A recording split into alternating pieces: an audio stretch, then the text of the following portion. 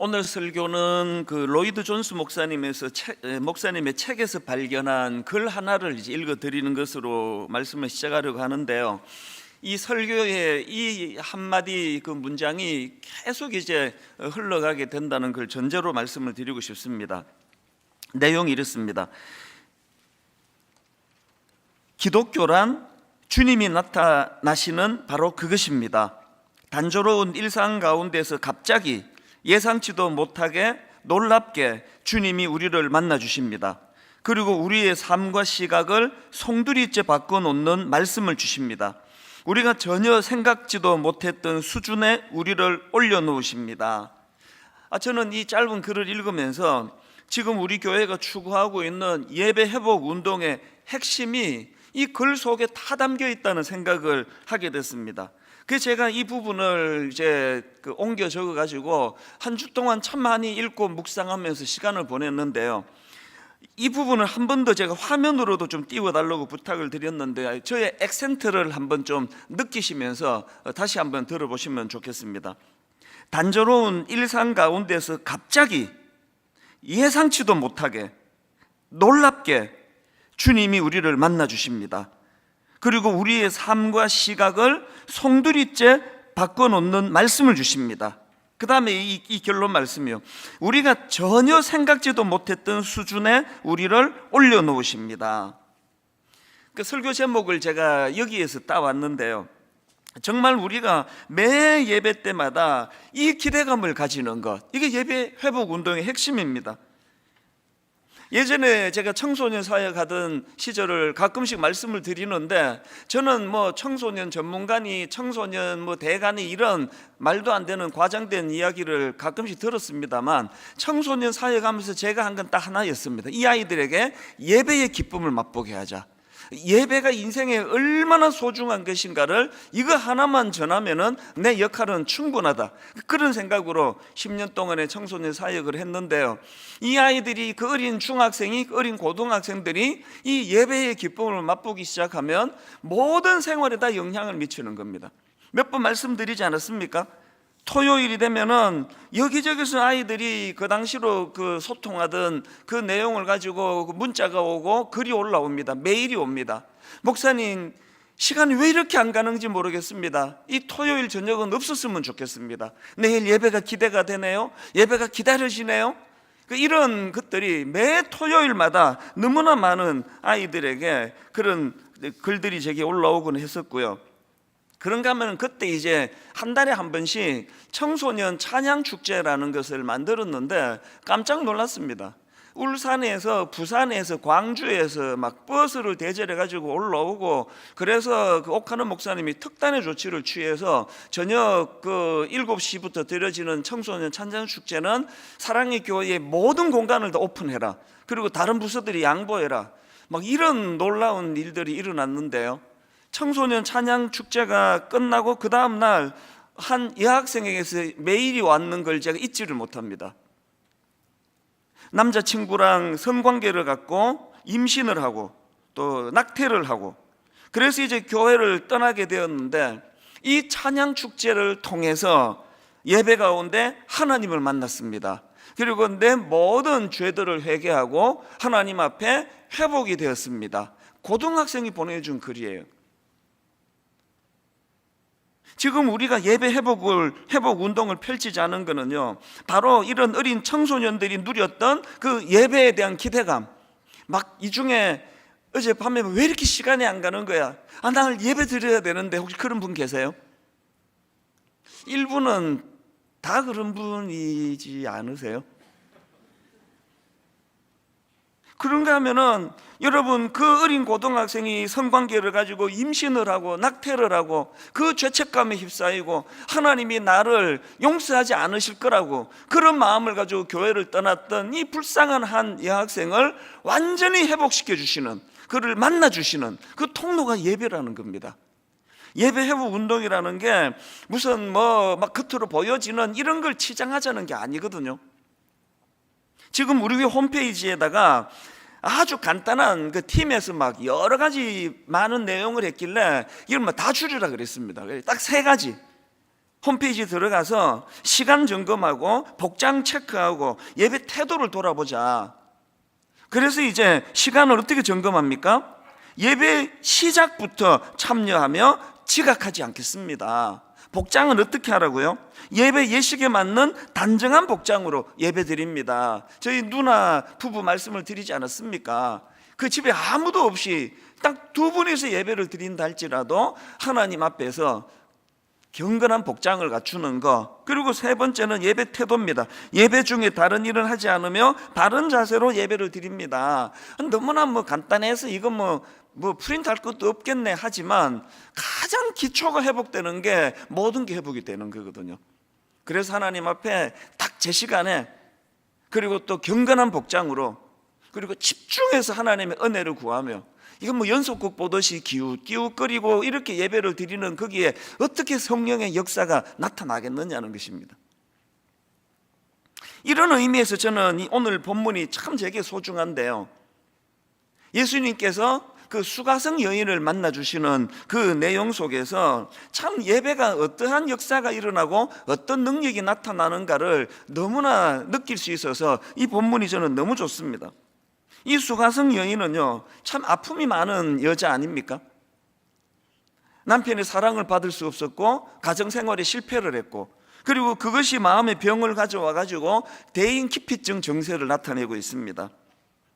지금 예수님과 이 수가성 여인이 만났던 장소가 우물인데요, 그 당시 우물은 그 마을 사람들 간의 그 소통의 장소 아닙니까? 우리나라에서 그 50년대를 배경으로 한 영화 같은 데 보면은 그 개울가가 그 마을 여성들의 그 소통의 장소라는 걸 아실 거예요. 온갖 소문은 거기서 다 나오고 온갖 이야기들은 다 거기서 다 나오는 거 아닙니까? 오늘 본문의 우물가가 그 기능을 하는 거거든요.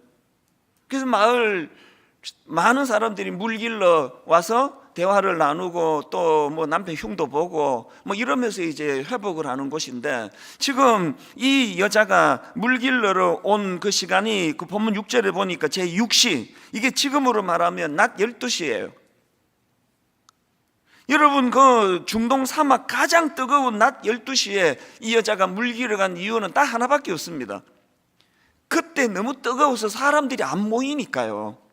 사람들이 없는 시간을 찾아서 물을 길러러 갈 수밖에 없는 이런 참 가련한 여인을 만나주시는 주님, 그것도요, 이 여자를 만나려고 예수님이 치러야 했던 대가지불이 얼마나 많은지 모릅니다. 피곤해 이르시도록.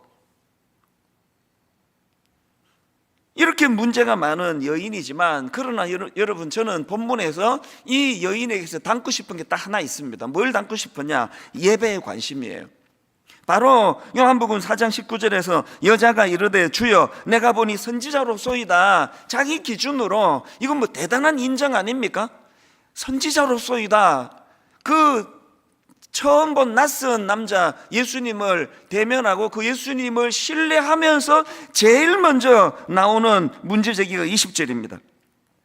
우리 조상들은 이 산에서 예배하였는데 당신들의 말은 예배할 곳이 예루살렘에 있다 하더이다.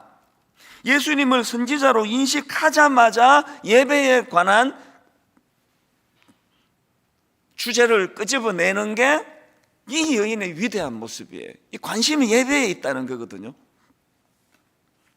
이런 예배에 대한 기대감이 예수님의 주옥 같은 메시지를 만들어낸 거 아닙니까? 21절, 예수께서 이르시되 여자여 내 말을 믿어라. 이 산에서도 말고 예루살렘에서도 말고 너희가 아버지께 예배할 때가 이르리라. 23절, 아버지께 참되게 예배하는 자들은 영과 진리로 예배할 때가 오나니 곧 이때라. 아버지께서는 자기에게 이렇게 예배하는 자들을 찾으시느니라. 하나님은 영이시니 예배하는 자가 영과 진리로 예배할지니라. 우리가 어떤 형편에 처했는지는 사람마다 제각기 다 다른 거 아닙니까? 한 주간 어떻게 보냈는지 사람마다 다 제각기 아닙니까? 그러나 이 자리에 모인 저와 여러분에게 공통점 하나를 발견하라고 한다면 예배에 대한 관심이어야 합니다. 예배를 사모하는 마음이어야 합니다. 예수님은 이 가련한 여인을 만나 인생의 목마름의 문제를 해결해 주시기를 원하시는데요, 오늘도 마찬가지세요. 저는 오늘 본문 4절 말씀이 그렇게 은혜가 됩니다. 유대를 떠나사 다시 갈릴리로 가실새 사마리아를 통과하여야 하겠는지라. 어떤 주석가는 이 사마리아를 통과하여야 하겠는지라를 설명하면서 사마리아로 가시는 것이 그분의 의무였다, 이렇게 의역을 합니다. 예수님은 사마리아로 가셔야만 했다. 그 많은 대가 지불을, 그 뜨거운 지역을, 그 한낮 뜨거운 중동 사막을 그 시간에 지나야만 하는 이유가 있다면, 가셔야만 한 이유가 있다면 이 불쌍한 여인을 만나 주시려고요.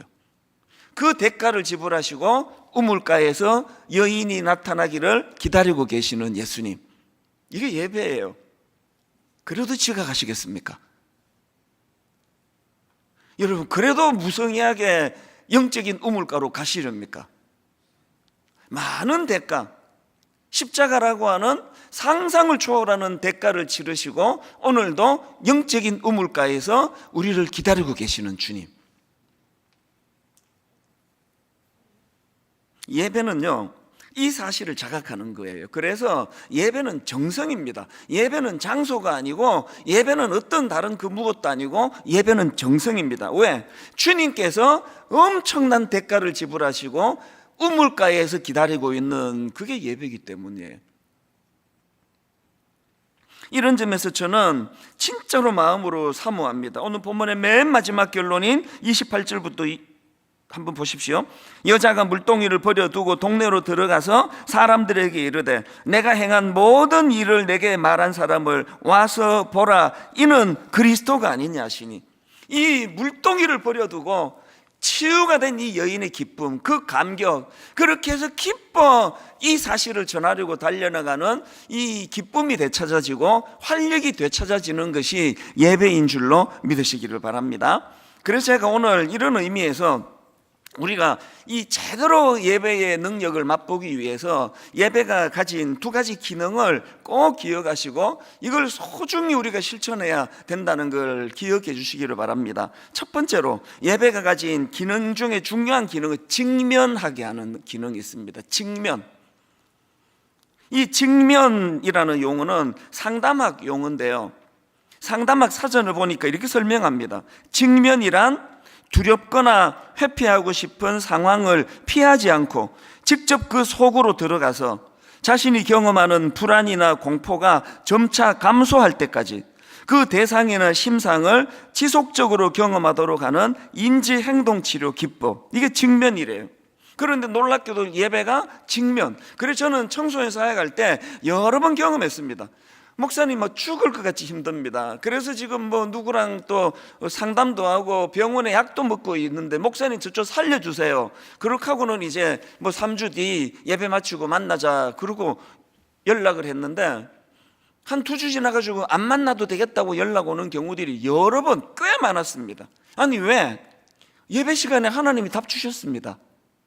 예배 시간에 하나님이 치료해 주셔서 목사님 안 만나도 되겠습니다. 어른들을 만나자 그러면 꼬박꼬박 다 만나시는 거거든 이게. 오늘 여러분 이 직면하게 하시는 주님, 그래서 내면에 이 여인처럼 사람 만날까 봐. 왜? 사람 만나서 물을까 봐. 네 남편 어떻게 됐느냐? 애는 없니? 사람이 자기의 주변 사람들이 자기의 내면에 대하여 끄집어낼까 봐. 그래서 두려워 아무도 물길로 오지 않는 한낮에 물을 기를 수밖에 없는 이 여인에게 예수님은 그를 그 내면의 그 고통의 아픈 것들을 끄집어내기를 원하세요. 그래서요 13절 14절입니다.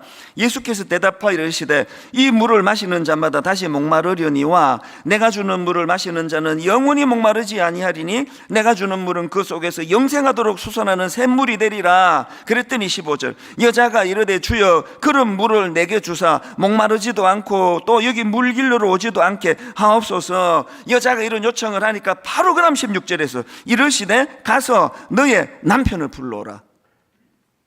바로 그 다음 보면은 남편이 없다는 건 예수님이 알고 계셨어요.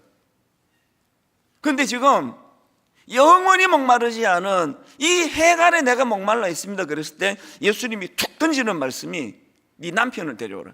아마 그 대화하다가 모르긴 해도요, 아마 이 여자가 심장이 멎었을 거예요. 혀를 찌른 것처럼. 그래서 이제 17절에 여자가 대답하여 이르되 나는 남편이 없나이다. 예수님이 지금 이 상담하기 좀 대단한 거 아닙니까? 2000년 전에 예수님이 지금 이 상담학 사전에서 나와 있는 그 기법을 쓰고 계세요. 끄집어내는 겁니다. 여러분, 지금 예수님은 이 숨기고 싶은 이 여자의 내면의 문제를 그 직면하게 만드시는 거, 끄집어내게 만드시는 거, 이게 예배입니다. 가서 네 남편을 불러오라. 제가 참 아파하는 게 이 부분이에요. 오늘날 예배가 너무 추상적이에요. 너무 막연합니다. 이 15절 16절이 예배에 없습니다. 그래서 뭐 예배란 얼마나 뭐 경건하게 드려야 되는 건지, 예배가 얼마나 대단한 건지 막 이론은 나열하는데 네 남편을 데려오라. 남편이 없습니다. 이 실제적이고 구체적인 그 사람의 정황이 예배 속에서 잘 안 드러나는 거, 이게 저에게도 아픔이에요. 지난주 목요일 날 제자 훈련을 이제 지금 좀 더 성장시키기 위해서 토론을 하고 있는 중이거든요. 그래서 이제 일산을 다녀왔습니다. 몇몇 목사님하고 만나서 이제 그런 대화를 나누려는데, 얼마나 가는데도 2시간 더 걸리고 오는 데는 아예 뭐 한 2시간 반 더 걸린 것 같아요. 막 엄청나게 막히더라고요. 그래서 제가 우리 성도님들 출퇴근 진짜 이게 보통 문제가 아니구나. 그리고 오며 가며 거의 뭐 한 4시간 이상을 차에서 시간을 보냈는데요, 그날 저는 진짜 은혜를 많이 받았습니다. 그래서는 정말 예배가 장소가 아니구나. 꽉 막혀서 안 움직이니까 막 말씀 듣기가 너무 좋은 거예요. 집중하기가. 어느 목사님의 설교를 제가 듣고 있었는데, 차 안에서 그 목사님이 이제 당신의 목회를 이제 반성하시면서 이런 말씀만 하십니다. 이분이 이제 그 성경에 나와 있는 예수님을 쭉 관찰하다가 보니까 예수님께서는 천국에 대한 이야기가 아니라 가는 곳마다 천국을 나누어 주고 계시더라는 겁니다. 병든 자를 고쳐주시고, 귀신을 쫓아내시고, 배고픈 자를 먹이시고, 죄인을 용서하시고, 환난 당한 자에게 평안을 주시고. 그래서 자기가 깨달은 게, 나는 지금 천국에 관해서만 지금 설교하고 목회를 하는데, 예수님은 천국에 관한 설명도 하시지만 천국을 보여주시는구나, 천국을 맛보게 해주시는구나, 내 목회가 뭐가 문제인지 알았다고, 이런 내용의 제가 설교를 듣는데 너무나 마음에 제 스스로에게도 이것이 자책이 되고 자문자답이 되는 겁니다. 오늘 내 설교에 네 남편을 데리고 와라. 집사님, 그 지난주 그 문제 어떻게 생각하십니까? 권사님, 그래도 되시는 겁니까? 그 외도하시는 분들 이거 지금 제대로 가고 있는 겁니까? 그들 입에서 기어이 나는 남편이 없습니다, 그것을 끄집어내게 만드는 역할이 지금 설교 속에서 일어나고 있는가? 그 막히는 차 안에서 굉장히 긴 시간을 이 질문을 하면서, 그러면서 당연히 마음에 소원이 생기는 거 아닙니까? 하나님, 이제 이번 주일날 드려지게 될 이 예배는 또 다른 어떤 이론 하나 듣는 시간이 아니라 치유가 일어나게 하여 주시기 원합니다. 그러기 위하여 아버지, 제 설교가 뜬구름 잡는 두루뭉실한 설교가 되지 않기 원합니다. 이렇게 물을 수 있기를 바랍니다. 네 남편은 어디 갔느냐? 네 남편을 데려오라. 집사님, 그렇게 사셔도 괜찮은 겁니까? 가정 그렇게 팽개쳐 두셔도 괜찮은 겁니까? 여러분, 우리가 정말 사모해야 되는 것은 이 시간 하나님 나라에 대해서 배우는 시간인 것도 중요하지만 하나님 나라를 맛보는 거예요. 하나님 나라의 치유를 경험하는 거예요. 하나님 나라의 평안을 이 시간에 실제적으로 경험하게 되는 것, 이게 예배인 줄로 믿습니다. 그래서 여러분, 저도 더 많은 각성이 필요하겠지만 설교를 듣는 여러분들도요, 자기 문제를 숨기고 그냥 점잖은 옷 입고 앉아가지고 아무 일도 없다는 듯이 그렇게 앉아있으면 안 됩니다. 문제에 직면해야 돼요. 끄집어내놔야 돼요. 정직하게 고백해야 돼요. 저에게는 남편이 없습니다.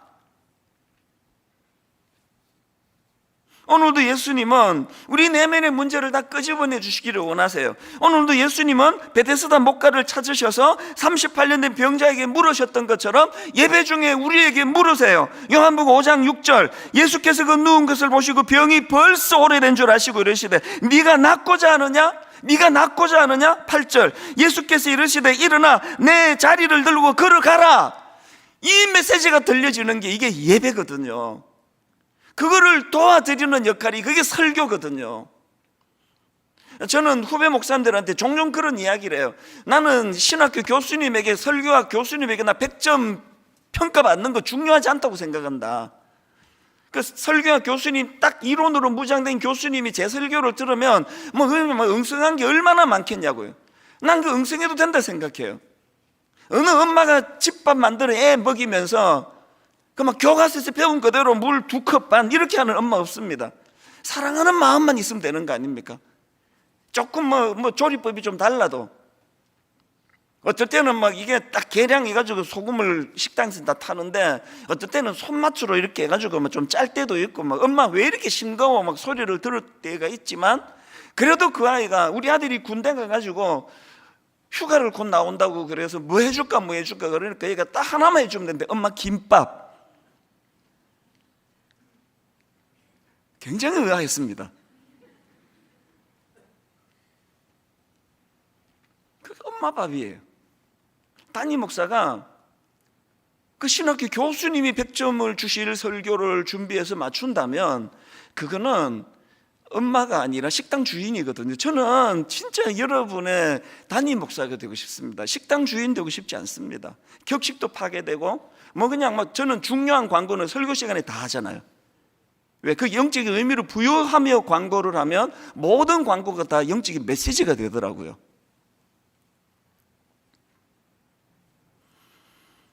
예배는요, 하나님 앞에 단독자로 서는 거예요. 그래서 가정에서 예배드려서 아무 지장이 없습니다. 제가 참 놀라운 걸 발견했는데요, 요한복음 3장에서는 예수님이 유대인의 지도자 니고데모를 만나세요. 굉장히 높은 지위를 가진 사람입니다.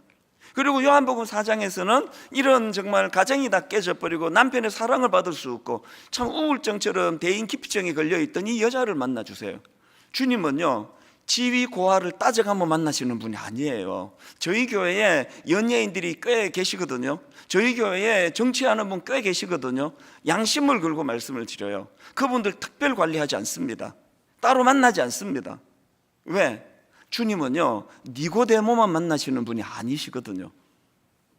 그리고 더 제가 주님께 감동하는 게 뭔지 아십니까? 지금 그 좀 배웠다고 하는 그 니고데모에게는 굉장히 큰 걸 요구하세요. 요한복음 3장 5절, 예수께서 대답하시되 진실로 진실로 내게 이르노니 사람이 물과 성령으로 나지 아니하면 하나님 나라에 들어갈 수 없느니라. 엄청난 걸 요구하십니다. 그런데 오늘 본문에서 수가성 여인, 상처가 많은 수가성 여인에게는 요구하는 게 없으세요. 오히려 내가 너에게 영원히 목마르지 않는 생수를 내가 마시게 해주고 싶다. 대하시는 게 완전히 달라요. 먹물이 들어있는 사람들은 그것을 교정해 주기 위하여 직설화법을 쓰시지만, 상처가 많고 이렇게 하라고 강한 요구를 해도 할 수 있는 힘이 없는 사람에게는 보듬어 주세요. 각각 다르게 접근하세요. 진짜 제가 설교자로서 놀라는 게 뭔지 아십니까? 수많은 사람들이 지금 제 설교를 듣지 않습니까? 그런데 어린애는 어린애대로 하나님이 이렇게 속에서 그 사람한테 말씀을 주시고, 나이가 드신 어른에게는 그 말씀을 완전히 다르게 또 해서 들려주시고, 이 상황 저 상황. 그래서 제가 최근에도 들었는데요, 신방 가가지고 제게 들려주는 이야기 중에 이런 이야기를 여러 번 듣습니다. 이찬수 목사님 우리 집에 CCTV를 설치한 것 같아요. 그 큰일 날 소리. 제가 CCTV를 설치한 게 아니고요, 그 역할을 하시는 분이 우리 하나님이세요. 어떻게 한 사람이 설교했는데 수만 명이 다 우리 집에 CCTV를 달았나 보네? 이게 신비예요, 신비. 여러분, 예배는요, 단독자로 만나는 거예요. 오늘 가정에서 혼자 예배 드리시는 분 아무 걱정 마시기를 바랍니다. 어차피 단독자로 만나 주시기 때문에 이 사실을 깨닫는다면 우리가 할 일은 하나예요. 하나님 앞에 부끄러워하지 말고 자기 내면의 문제를 드러내는 겁니다. 고백하는 겁니다. 난 이렇게 추한 사람입니다. 난 이렇게 부끄러운 사람입니다. 나는 이렇게 상처가 많은 사람입니다. 나는 남편의 사랑도 못 받는 사람입니다. 다 끄집어내는 거예요. 그리고 예배 시간에 하나님을 직면하는 거예요. 그 문제를 직면하게 하시는 하나님을 만나는 겁니다. 그래서 늘 예배를 생각하면 직면이라는 단어를 머릿속에 담으셔야 되고요. 그런가 하면 두 번째로 예배가 가진 기능이 뭐냐, 이 삶의 활력이 회복되는 것까지가 예배의 결과물이라는 걸 아셔야 됩니다. 오늘 이 적극적인 사명자로 변신한 이 여인을 보면서 제가 그동안에 이 포커스를 좀 여기에다가 두지를 못했다는 걸 발견했는데요, 이 여인의 변화를 28절입니다. 여자가 물동이를 버려두고 동네로 들어가서 사람들에게 이르되 내가 행한 모든 일을 내게 말한 사람을 와서 보라. 그는 그리스도가 아니냐 하니, 더 중요한 건 30절입니다. 결과 그들이 동네에서 나와 예수께로 오더라. 이 여인의 영향력이 생긴 거예요. 손가락질하고 가정이 깨진 여자, 지금 있는 남자도 남편이 아닌 동거하는 여자, 주변 사람들이 비난이 많아 피해 다니던 이 여자가 영향력이 생겼습니다. 치유받는 정도가 아니에요. 존재감이 없던 이 여인에게 사람들에게 영향력, 제가 딱 영적으로 제가 우물가 여인이에요. 제가 지금 이렇게 많은 사람들이 설교를 듣는 거 보면 내 인생인데 내 인생이 믿어지지가 않아요. 아니 어떻게 내가 이렇게 됐지? 내 몸 하나 간수하기도 힘들었는데, 이 예배의 능력이에요. 제 능력이 아닙니다. 날 만나주신 주님의 능력이세요. 여러분, 나이가 들면 들수록 크하고 뭔가 빠져나간 빈 주먹처럼 느껴지는, 이렇게 되기가 쉬운 게 이게 이 세상의 어른들이라면, 오늘 이 이른 아침에 예배하는 너무너무 귀하신 우리 어른들, 세월이 갈수록 영적으로 영향력이 풍성해지기를 주님 이름으로 축원합니다. 영향력을 가지실 수 있는 거예요. 이번 추석에 제가 그 나훈아 쇼, 그 딱 TV를 켰더니 나훈아 쇼를 이제 시작을 했더라고요. 바로 채널을 돌렸습니다. 왜냐? 전 나훈아 별로 안 좋아해요. 난 남진을 좋아해요. 그리고는 뭐 안 봤거든요. 그 다음날 신문을 보니까 난리가 났더라고요. 시청률이 29%, 일부 지역에서는 거의 40%에 육박했대요. 그리고는 막 그 주 내내 이 나훈아 쇼 막 대단해. 그리고 테스 형, 그 가사를 검색해 봤는데 그 노래 안 들어봤는데요. 아, 테스 형, 이 좀 코미디 같아. 테스가 누구야 그랬더니 소크라테스랍니다. 테스 형, 세상이 왜 이래? 왜 이렇게 힘들어? 그 신문을 저는 한 4-5개를 보거든요. 다 다루었더라고, 다. 이 코미디 같은 이 가사, 테스 형, 세상이 왜 이래? 왜 이렇게 힘들어? 야, 이 나훈아 쇼가 대단하네. 볼 걸 그랬더니 또 중계를 안 해준다네, 또 이건 더 이상. 그러나 여러분, 어제 제가 이 테스 형 노래가 흘러나왔던 나훈아 쇼가 떠올랐는데요.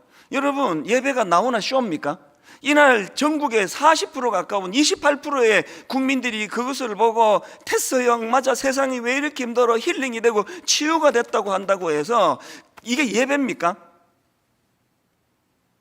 결과만 놓고 보면은요, 그렇게 막 28%의 전 국민 중에 4명 중에 1명씩 그 나훈아 쇼를 다 봤다 하더라도 거기에서 치유는 일어났지만 영향력은 생기지 않는 거 아닙니까?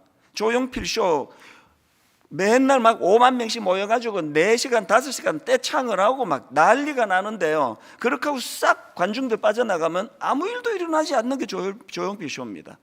오늘 우리 예배가 지금 이 나훈아 쇼하고 조용필 쇼하고 비슷해가는 거 아닙니까? 그래서 나 위로를 좀 받았어. 우리 목사님 예화가 너무 와닿았어. 막 그냥 너무너무 많이 울었어. 그거는요, 그렇게만 끝나면은 이거는 나훈아 쇼예요. 예배는 내가 얼마나 마음이 뜨거웠는지 몰라가 아니에요. 예배는 하나님을 만나 내 문제를 직면하는, 그리고 그 문제로 치유받아서 영향력이 회복되는. 그래서 제가 지난 목요일 날 여러분, 기독교라는 주님이 나타나시는 바로 그것입니다. 단조로운 일상 가운데 갑자기 예상치도 못하게 놀랍게 주님이 우리를 만나 주십니다. 우리의 삶과 시각을 송두리째 바꾸어 놓는 말씀을 주십니다. 결론, 우리가 전혀 생각하지도 못했던 수준에 우리를 올려놓으십니다. 여러분이 전혀 예상하지 못한 그 놀라운 수준으로 올려놓으시는 그 주님을 경험하지 못한다면 그거는 나훈아 쇼지 예배가 아닙니다. 사실 지난 주일에요, 이 급체를 저는 잘 안 해요. 정기검진했더니 제 위장이요 30대 위장이래요. 저는 뭐 체하고 이런 거 없는데요, 지난 주일날 진짜 오랜만에 급체가 왔어요. 여기에 뭐가 딱 막혀가지고 이 두통이 오기 시작하고 열이 나고 한 3일을 고생했거든요. 왠지 아십니까? 일만성도 파수 운동이 선포되고 순장님들이 또 우리 성도님들이 이제 이동을 못한다는 말에 대해서 이제 마음이 너무 상하고 저한테 격하게 메일이 오고 그러니까 마음이 두려운 거예요. 하나님, 1만 성도 파송운동이 이렇게 성도들을 불안하게 하고 이렇게 성도들을 흔들어 놓는 방식으로 가면 안 되는데 하나님, 능력이 좀 필요합니다. 너무 그 신경을 썼더니 급체가 온 거예요. 꽉 막혀 있는데 열은 나는데 마음이 두려운 거예요. 이게 또 우리 교회가 한 번도 보이지 않는 이 흔들흔들하는 모습을 보이면서 이루어지는 1만 성도 파송운동은 아닌데, 이거 한 성령님 안에서 한 마음으로 나가는 게 1만 성도 파송운동인데 3일을 그렇게 고생을 하고요. 바로 어제 토요일 새벽입니다. 어제 토요일 새벽에 하나님께서 이 로이드 존스 목사님의 이 글을 통해 가지고 저에게 말로 다 할 수 없는 소망을 주신 거예요. 막 가슴이 터질 것 같은 게 너무너무 가슴이 벅차가지고, 그래서 30개 예비 단임 목사님들한테 제가 글을 보냈습니다. 이 감격을 나누고 싶어서 이렇게 글을 보냈습니다. 오늘 새벽에 제 마음에 너무나 큰 가슴 벅찬 비전을 보여주셔서 감당하기 어려운 감격에 사로잡히네요. 종종 이런 일이 있는데 오늘 새벽에도 또 감격으로 인도해 주십니다. 이 감격의 물고가 30개 교회를 채우게 될 때, 이 감격의 물고가 30개 교회를 세우게 될 후배 목사님들에게로 흘러가고 그것이 300개, 3000개의 교회를 섬기는 열매로 나타날 것입니다. 물량을 강조하는 것이 아니라 하나님께서 우리에게 주신 비전의 중요성을 강조하는 것이지요. 제가 할 일은 소탐대시를 벌이는 것이고 나는 날마다 죽노라를 외치는 것이라 생각합니다. 우리 30개 교회 모두가 함께 십자가에서 죽는 길을 택할 때 부활하신 주님께서 우리를 어떻게 살려주시는지 경험하게 될 것입니다. 오늘 새벽에 내일 설교 준비하다가 발견한 로이드 존스 목사님의 글 하나가 제 마음을 사로잡습니다. 그러면서 서두에 읽어드렸던 그 글귀를 제가 거기다 올려준 겁니다. 30개 목사님들하고. 이게 어제 새벽에 있었던 일입니다. 저는 어제 혼자 서재에 앉아서 말씀을 준비했지만 어제 그 자리가 예배의 자리가 된 줄로 믿으시기를 바랍니다.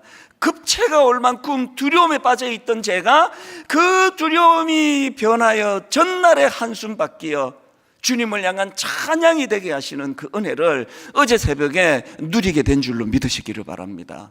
결론을 이렇게 맺습니다. 저는 이제 1만 성도 파송 운동의 승패는 예배 회복에 달렸다 생각합니다. 오늘부터 저는 지난주부터 제가 기도해왔던 이 기도를 성도님도 하게 되시기를 바랍니다. 예배에 은혜 주시기 원합니다.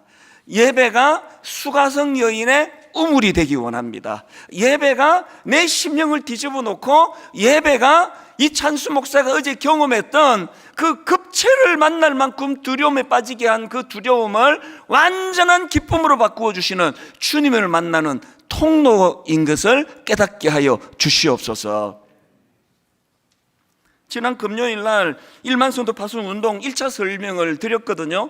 홈페이지에 오시거나 유튜브에 가서 찾아서 한번 들어보세요.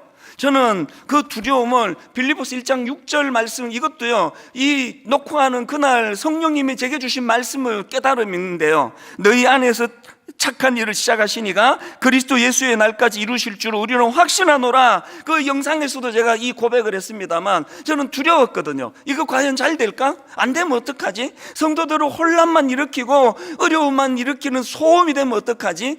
그 새벽에 하나님이 제게 주신 메시지는 이거였습니다. 내가 신경 써야 되는 거, 이거 잘 될까 안 될까에 대한 걱정이 아니고 하나님 하실 일이고, 제가 신경 써야 되는 거, 하나님 이 1만 성도 파송 운동이 하나님 보시기에 착한 일이 되기를 원합니다. 착한 일이 되기를 원합니다. 사람에게 보이기 위한 어떤 쇼가 아니라, 어떤 음흉하고 어떤 더러운 어떤 흑막이 있는 것이 아니라, 하나님 이 일이 하나님 보시기에 착한 일이기만 한다면 이 일은 하나님이 이루시게 될 줄로 믿습니다. 예배가 이런 것이에요. 그 두려움이, 전날의 한숨이, 그 우물가 여인이, 그 뜨거운 아무도 사람이 오지 않을 낮 12시에 급작스럽게 들이닥친 예수 그리스도를 만나 너무나 당황했던 그였지만, 기독교란 주님이 나타나시는 바로 그것입니다. 단조로운 일상 가운데서 갑자기 예상치도 못하게 놀랍게 주님이 우리를 만나 주십니다. 그리고 우리의 삶과 시각을 송두리째 바꿔놓는 말씀을 주십니다. 결론, 우리가 전혀 생각지도 못했던 수준에 우리를 올려놓으십니다. 예배가 회복이 될 때 1만 성도 파송 운동이 여러분을 혼란하게 하고 두렵게 만드는 그 어떤 흉기 같은 것이 아니라 우리 모두의 수준을 한 단계 올려놓는 하나님의 작품이라는 것을 깨닫게 될 줄로 믿습니다. 그 신앙생활에 있어서 이 예배란 것은 우리가 생각하는 그 이상의 중요한 의미를 가지고 있다고 말씀을 드릴 수 있습니다. 이 살아있는 예배를 드리는 그 성도님하고 그렇지 못한 성도님하고는요, 세월이 갈수록 그 믿음의 격차가 극심하게 벌어지는 것을 늘 목도하고 있는 현실입니다. 그래서 요한복음 4장 23절에 보니까 아버지께 참되게 예배하는 자는 그냥 예배하는 거 아닙니다. 참되게 예배하는 자들은 영과 진리로 예배할 때가 오나니 곧 이때라. 아버지께서는 자기에게 이렇게 예배하는 자들을 찾으시느니라. 여러분, 우리가 예수 믿고 하나님이 내 아버지가 되심을 인정하는 신앙생활하는 사람들에게 그 하나님이 찾으시는 그 한 사람으로 사는 것, 이것보다 더 중요한 게 있겠습니까? 그런데 하나님께서는 그 참되게 예배하는 그 사람을 찾으신다는 것입니다. 저는 이 말씀이 가진 능력을 굉장히 많이 경험하고 살아가는 사람인데요, 목회 현장은 더 그렇습니다. 제가 분당 우리 교회를 개척하기 이전에 청소년 사역을 10년간 하지 않았습니까? 많은 그 어린 아이들과 더불어 또 청소년과 더불어 행복한 순간들이 많았는데 내 머리에 떠나지 않는 기쁨의 기억이 하나 있습니다. 제가 고3 부서 입시생을 맡을 때였는데요, 요즘도 이제 그 고3이 되면은 전국 모의고사가 굉장히 중요한 게, 이제 전국 석차가 나와야 그것을 가지고 이제 원서를 쓰는데 이게 학교가 자료를 쓴단 말입니다. 그런데 제가 고3 부서를 맡고 있던 그 상황에, 그 당시에는 이게 참 예배를 방해하는 사단의 세력은 놀랍습니다. 아주 너무나 교활하게 예배를 방해하는 게 뭐냐, 모든 학교들이 이제 그 모의고사를 학교에서 보는 게 아니라 주일날 아침에 학원에서 봐야 되는 겁니다. 주일날 아침에 학원에서 모의고사를 보고 그 성적표를 학교에 제출해야 원서를 써주니까, 이거는 고3 아이들이 한 달에 한 번씩 드리니까 제가 고3 아이들만 모여 있는 데서 예배를 진행하는 입장인데 한 달에 한 번은 예배가 안 될 정도예요. 이해할 수 있는 거 아닙니까? 그 아이들을 생각하면 너무 마음이 아픈 겁니다. 그게 참 괴로워하다가 하나님이 진짜 묘안을 주셨는데요, 버뜩 떠오른 생각이 뭐냐 하면, 아니 어느 학원에서 또 언제 시험 보든지 간에 그 전국 석차 성적만 학교에 내면 된다 그러니까, 그러면 내가 주관해가지고 토요일 날 모의고사 보면 되겠네? 그 생각이 들어가지고 인근의 학원을 다 찾아다닌 겁니다. 저는 어느 교회에 그 담당하는 목사인데 여기서 오후에 비는 교실을 좀 빌려주셔서 모의고사를 보게 해달라. 사실은 뭐 잡상인 취급도 당하고 문전박대도 당하고 그랬지만 너무나 고맙게도 강남역 앞에 있는 어느 입시학원의 그 사무장님이요, 예수도 안 믿는 분이에요. 그분이 저를 굉장하게 불쌍하게 보신 겁니다. 아, 교회가 이런 일도 해야 됩니까? 그래서 이제 그 학원에서 이제 빌려주기로 했는데요. 사실은 뭐 그 학원 입장에서도 그때 우리 고3부 출석하는 애들이 한 300명씩 되다 보니까 뭐 1인당 뭐 5천 원, 만 원 이제 내면은 그게 또 학원 수입이기도 합니다. 그래서 이제 토요일 날, 그때는 토요일에도 오전 수업을 할 때니까요, 이 아이들도 참 눈물겨운 헌신입니다. 이제 서울, 뭐 경기도, 뭐 또 외곽에 있는 멀리 살고 이런 애들이 이제 수업 끝나면 막 점심도 굶고 그렇게 이제 강남역으로 달려와 가지고 이제 모의고사를 보는데요. 우리 교사분들이 다 동원이 돼서 이제 막 책상에 번호표도 놓고 이름도 놓고 그런 수고를 했습니다. 그리고는 이게 원래 수능 시험이 하루 종일 시험 보는 거 아닙니까? 한 오후 2시부터 이제 모의고사를 시작해 놓으니까요, 제 기억으로 저녁 8시, 9시까지 시험을 봤습니다. 그렇게 이제 아이들이 모의고사를 토요일 날 보고, 그리고는 이제 주일 날 아침에 일찍 고3부 예배에 나오면 다 눈물이에요. 이 예배를 드리기 위하여 우리가 어떤 대가를 치렀는가 이 생각을 하면은 이 아이들이 막 감격에 겨운 겁니다. 사실 저는 그때 그 학원에서 입시 시험을 모의고사를 보고 했던 그게 너무 추억이었던 게, 한 달에 한 번씩 성적표가 또 저한테로 와요.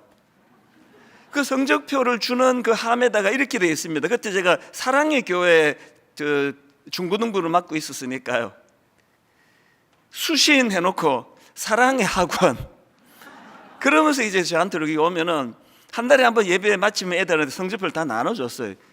이 아이들의 초미의 관심사는 목사님 내 성적 보셨죠? 그래서 절대 안 봤다 그랬던 그런 기억이 있거든요. 여러분, 왜 이런 무리수를 두가면서 토요일 날 늦게까지 그렇게 학원을 우리가 접촉을 하고 아이들이 밤 8시, 9시까지 밥도 굶고 시험 보고 이런 일을 왜 했겠습니까? 제 마음의 소원은 하나였습니다. 너희들이 살아가다가 보면은 이렇게 예배를 방해받는, 예배를 드릴 수 없는 이런 일이 앞으로 계속 일어날 것이다. 어떤 경우라도 예배가 가장 소중하다는 사실을 기억하고 예배를 드리기 위하여 몸부림치는 그런 인생이 되기를 원한다. 그 메시지를 제가 전하고 싶었던 거거든요. 사실요, 이 부모님들이 뭘 모르셔가지고 그런데요, 고3 되면은 아이 뭐 그냥 교회는 다음에 가고 학원 가라 이러시는데요, 뭘 모르시느냐, 그 고3 때 저는 수년간 제가 임상 경험한 거 아닙니까? 입시생인 고3 되면은 애들이 막 그 불면증에다가 갑자기 또 식욕이 떨어지고 막 조울증 같은 것도 오고 막 여러 가지 흔들림이 많은데요, 예배가 딱 그 중심에 있는 학생들은 그런 감정적인 요동이 없습니다. 한결같은 마음으로 주일날 하나님 앞에 펑펑 울고 은혜 받고 그러면 엿새 동안이 살아갈 힘을 얻는 거거든요. 제가 뭐 종종 그런 말씀 드리잖아요. 여러분, 하나님 앞에서 우시면요, 세상에 나가서 안 울어도 됩니다. 하나님 앞에 무릎을 꿇으면 세상에 나가서 비굴하지 않을 수 있습니다. 이 아이들이 고3 때 그렇게 뜨거우니까요, 매 고3 부서 애들이 그렇게 뜨거웠습니다. 그래서 막 어떨 때는 순서 같은 거 뭐가 중요합니까? 성경에 보면은 격식, 순서 이렇게 해라 저렇게 해라 하나도 없습니다.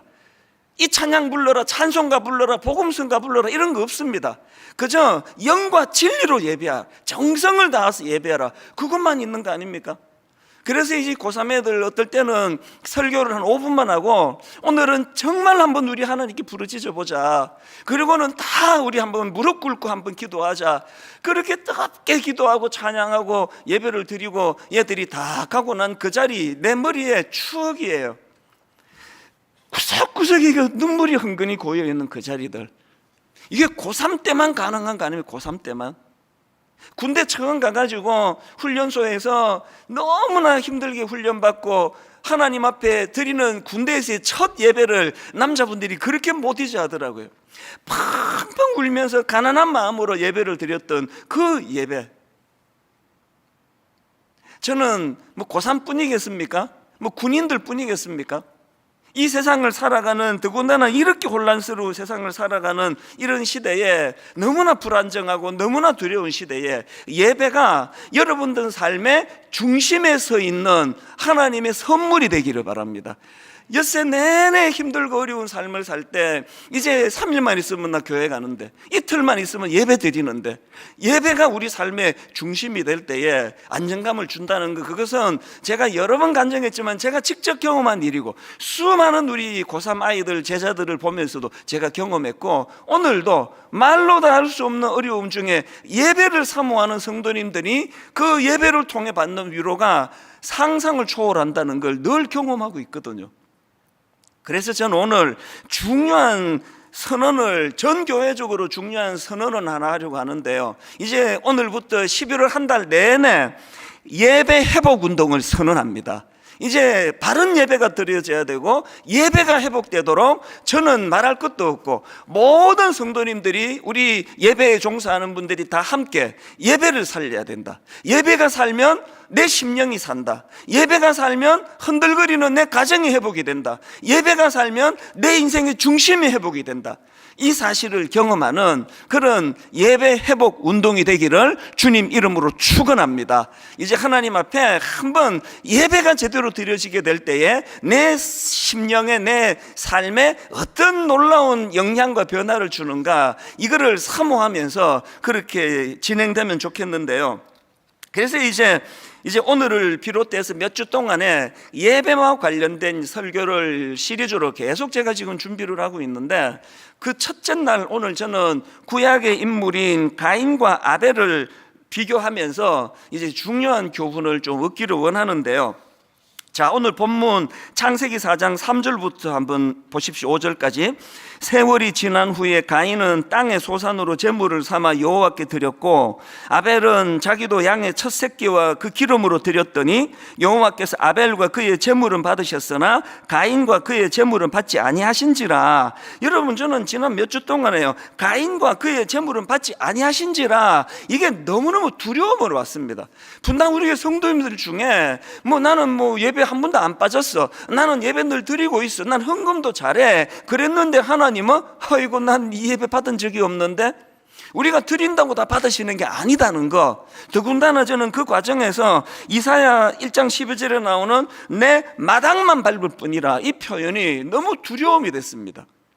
자, 그 내용이 이사야 1장 11절부터 나오는데요, 세 번역으로 보십시오. 주님께서 말씀하신다. 무엇하러 나에게 이 많은 재물을 바치느냐? 나는 이제 숫 양의 번제물과 살찐 짐승의 기름기가 지겹고, 나는 이제 수송아지와 어린 양과 숫 염소의 피도 싫다. 너희가 나의 앞에 보이러 오지만 누가 너희에게 이것을 요구하였느냐? 나의 뜰만 밟을 뿐이라. 개역개정 성경으로 내 마당만 밟을 뿐이라. 다시는 헛된 재물을 가져오지 마라. 다 쓸모없는 것들이다. 우리 하나님께서 지금 우리가 드리는 이 예배를 이렇게 반응하신다면요, 그 쓸데없는 짓 하지 마라, 받지도 않을 거. 어쩌면은 우리들의 신앙생활에 지금 어떤 문제가 생기고 어떤 결함이 발견되는 그 첫 출발이 여기서부터 생길 거 아닐까요? 코로나19 예배당에 못 간다고 해가지고 그저 그냥 비스듬하게 들어누워가지고 잠옷 입고, 이게 지금 드라마를 보는 건지 예배를 드리는 건지 느지막하게 설교만 들으면 되지 그렇게 하고 나 오늘 예배 드렸다고, 그건 착각이라는 거예요. 하나님은 그런 예배를 안 받으신다는 겁니다. 이런 맥락에서 저는 이제 오늘 이 본문 말씀을 가지고 어떻게 하면은 우리가 이런 참 가인이 경험한 이 비극을 막을 수 있을 것인가.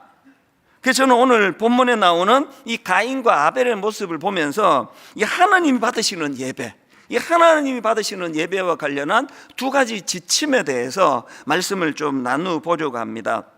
자, 여러분, 이 하나님이 받으시는 예배, 첫째, 너무나 상식적이에요. 어떤 예배를 받으십니까? 정성이 담긴 예배를 받으십니다. 오늘 본문 3절 4절입니다. 세월이 지난 후에 가인은 땅의 소산으로 제물을 삼아 여호와께 드렸고, 아벨은 자기도 양의 첫 새끼와 그 기름으로 드렸더니 여호와께서 아벨과 그의 제물은 받으셨으나. 여러분, 이 말씀에서 지금 가인과 아벨의 차이를 들자라고 한다면 정성의 차이입니다. 정성의 차이.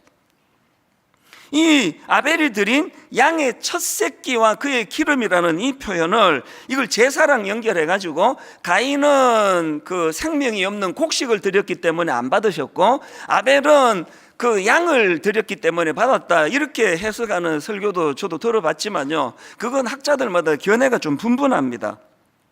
왜냐하니까 이 본문 그 당시에는 이 제사 제도가 확립되기 이전이기 때문에 딱 그렇게 뭐 이걸 드리니까 받고 저걸 드리니까 안 받고 이렇게 하기는 좀 어렵다, 그런 학자들의 견해가 많습니다. 그래서 저는 이 본문을요, 무엇을 들었느냐로 받으셨나 안 받으셨나 가늠하는 게 아니고 얼마나 정성으로 드렸나 근성으로 들었나, 이것의 차이라고 생각을 합니다.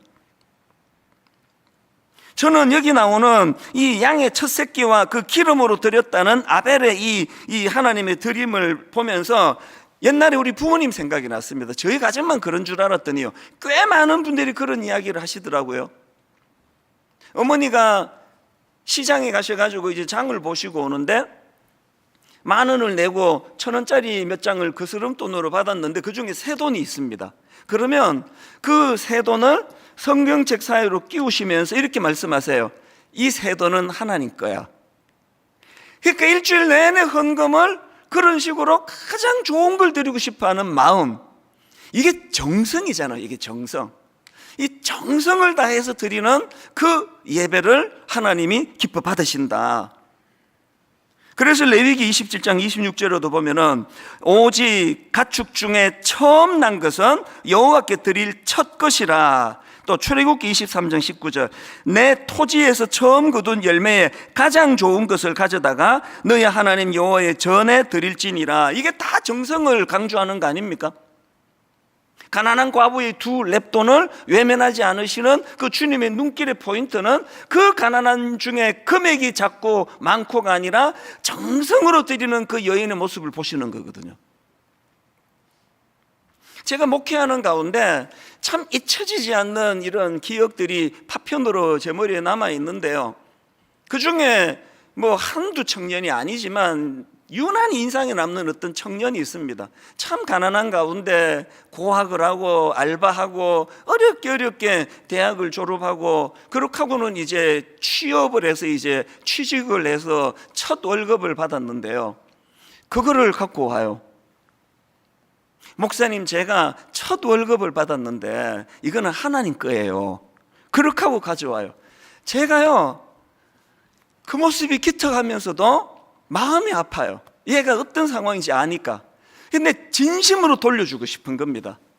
마음 다 받았다, 이거 도로 받으셨으니까 이거 도로 가져가라. 근데 진심으로 돌려주고 싶은 때가 있었습니다. 그러나 저한테 준 게 아닌데 제 마음대로 뭐 받고 안 받고 할 권한이 없잖아요. 그 귀한 첫 월급을 받으면서도 마음이 아픈 거예요. 그거를 건네주면서 이 아이가 던지는 그 한마디가 늘 제 목회에 뼈아픈 지침이 되는 겁니다. 목사님, 이 첫 월급으로 교회가 꼭 필요한 곳에 써주세요. 그런 헌금을 그저 흥청망청 뭐 제멋대로 쓸 수 있겠습니까? 그건 벌 받을 짓 아닙니까? 교회 규모가 커서 헌금 액수가 많아지는 거지, 이 헌금 드리는 한 분 한 분 모두가 이런 마음으로 드리는 거 아닙니까? 그야말로 이게 땀의 결정체, 이 눈물의 결정체. 그 한 달 동안 수고한 그 땀의 열매를 일부를 떼서 하나님께 드리는데 부들부들 떨면서 써야 된다고 생각합니다. 이런 맥락에서 저는요, 우리 교회 교역자들에게 자주 하는 이야기가 이겁니다.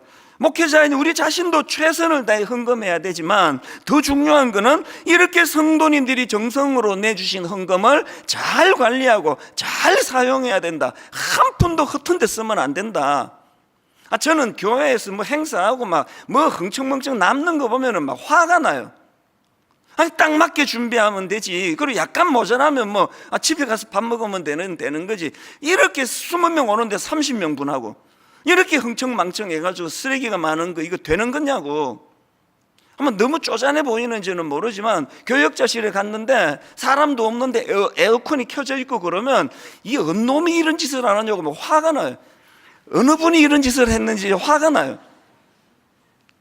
자기 집에서도 일어나? 솔직히 말씀드리면요, 여름이 되고 그러면 어지간하면 저 혼자 있을 때 에어컨 잘 안 큽니다. 교회에서는 뭐 집에서도 안 켜지만. 설교 준비할 때는 가장 좋은 컨디션으로 잘 준비해야 되기 때문에 말씀 준비하고 묵상할 때는 제가 에어컨을 켭니다만, 그 외에 뭐 별로 뭐 그럴 때는 전기 하나로도 아끼는 거, 그건 이 정성의 문제 아닙니까? 이런 점에서 저는 우리 교회 재정 장로님 뭐 전부 모든 교회가 다 그러리라고 생각합니다만 정말 존경스러워요. 아니 뭐 이게 뭐 교회의 재정이 뭐 그 장로님 개인 것도 아니고 그런데 막 그렇게 그냥 아껴 쓰라고 어디 쓸 거냐고 막 사인 하나 받기가 그렇게 힘들어요. 그래서 뭐 어떨 때는 막 또 장로님 막 오해도 받습니다. 너무 까다로운 거 아니냐고, 막 이 상처받을 것 같다고. 그거 다 감수하시면서도 왜 그렇게 하시느냐고요. 그게 이분에게 맡겨진 정성이거든요. 우리가 그 드림센터를 매입할 때 건축원금을 안 했지 않습니까? 빚으로 저것을 했는데 지금 거의 다 갚아갑니다. 이 장로님 마음의 중심을 제가 알아요. 이제 2년 있으면 저 드림센터를 사회에 환원해야 되는데 이거 빚 다 갚고 이거 환원해야 될 거 아니냐, 그런 마음의 중심을 가지고 허리띠를 졸라매고 그게 이 장로님이 하나님을 향한 사랑의 표현 아닙니까? 뭐 시무 장로님, 또 사역 장로님, 또 무임 장로님, 모든 교회 지도자들이 저는 그런 정신으로 하기 때문에 이 교회가 든든히 세워져 간다고 믿거든요. 성도님들은 아벨처럼 정성을 다해서 옛날 어른들이 그랬던 것처럼 가장 좋은 것을 하나님께 드리는 마음으로 헌금을 하시고, 또 교회는 그 헌금을 부들부들 떨리는 마음으로 한 푼이라도 허튼 데 쓰지 않으려고 긴장하면서, 그것들이 다 아벨의 정신이라고 저는 믿습니다. 제가 앞에서 고3 아이들이 토요일 날 모의고사를 보느라고 그 이야기를 드렸는데, 그게 그 어린아이들의 정성이거든요. 점심도 안 먹고 달려오고, 또 한 300여 명 애들이 많으니까요, 그 고3부 교사들은 토요일 날 다 자기들 뭐 데이트도 하고 뭐 밀린 일도 하고 해야 되는데, 토요일 와서 밤늦게까지 애들 시험 감독하고 뒷바라지하고, 그것들이 다 정성이라, 다 정성.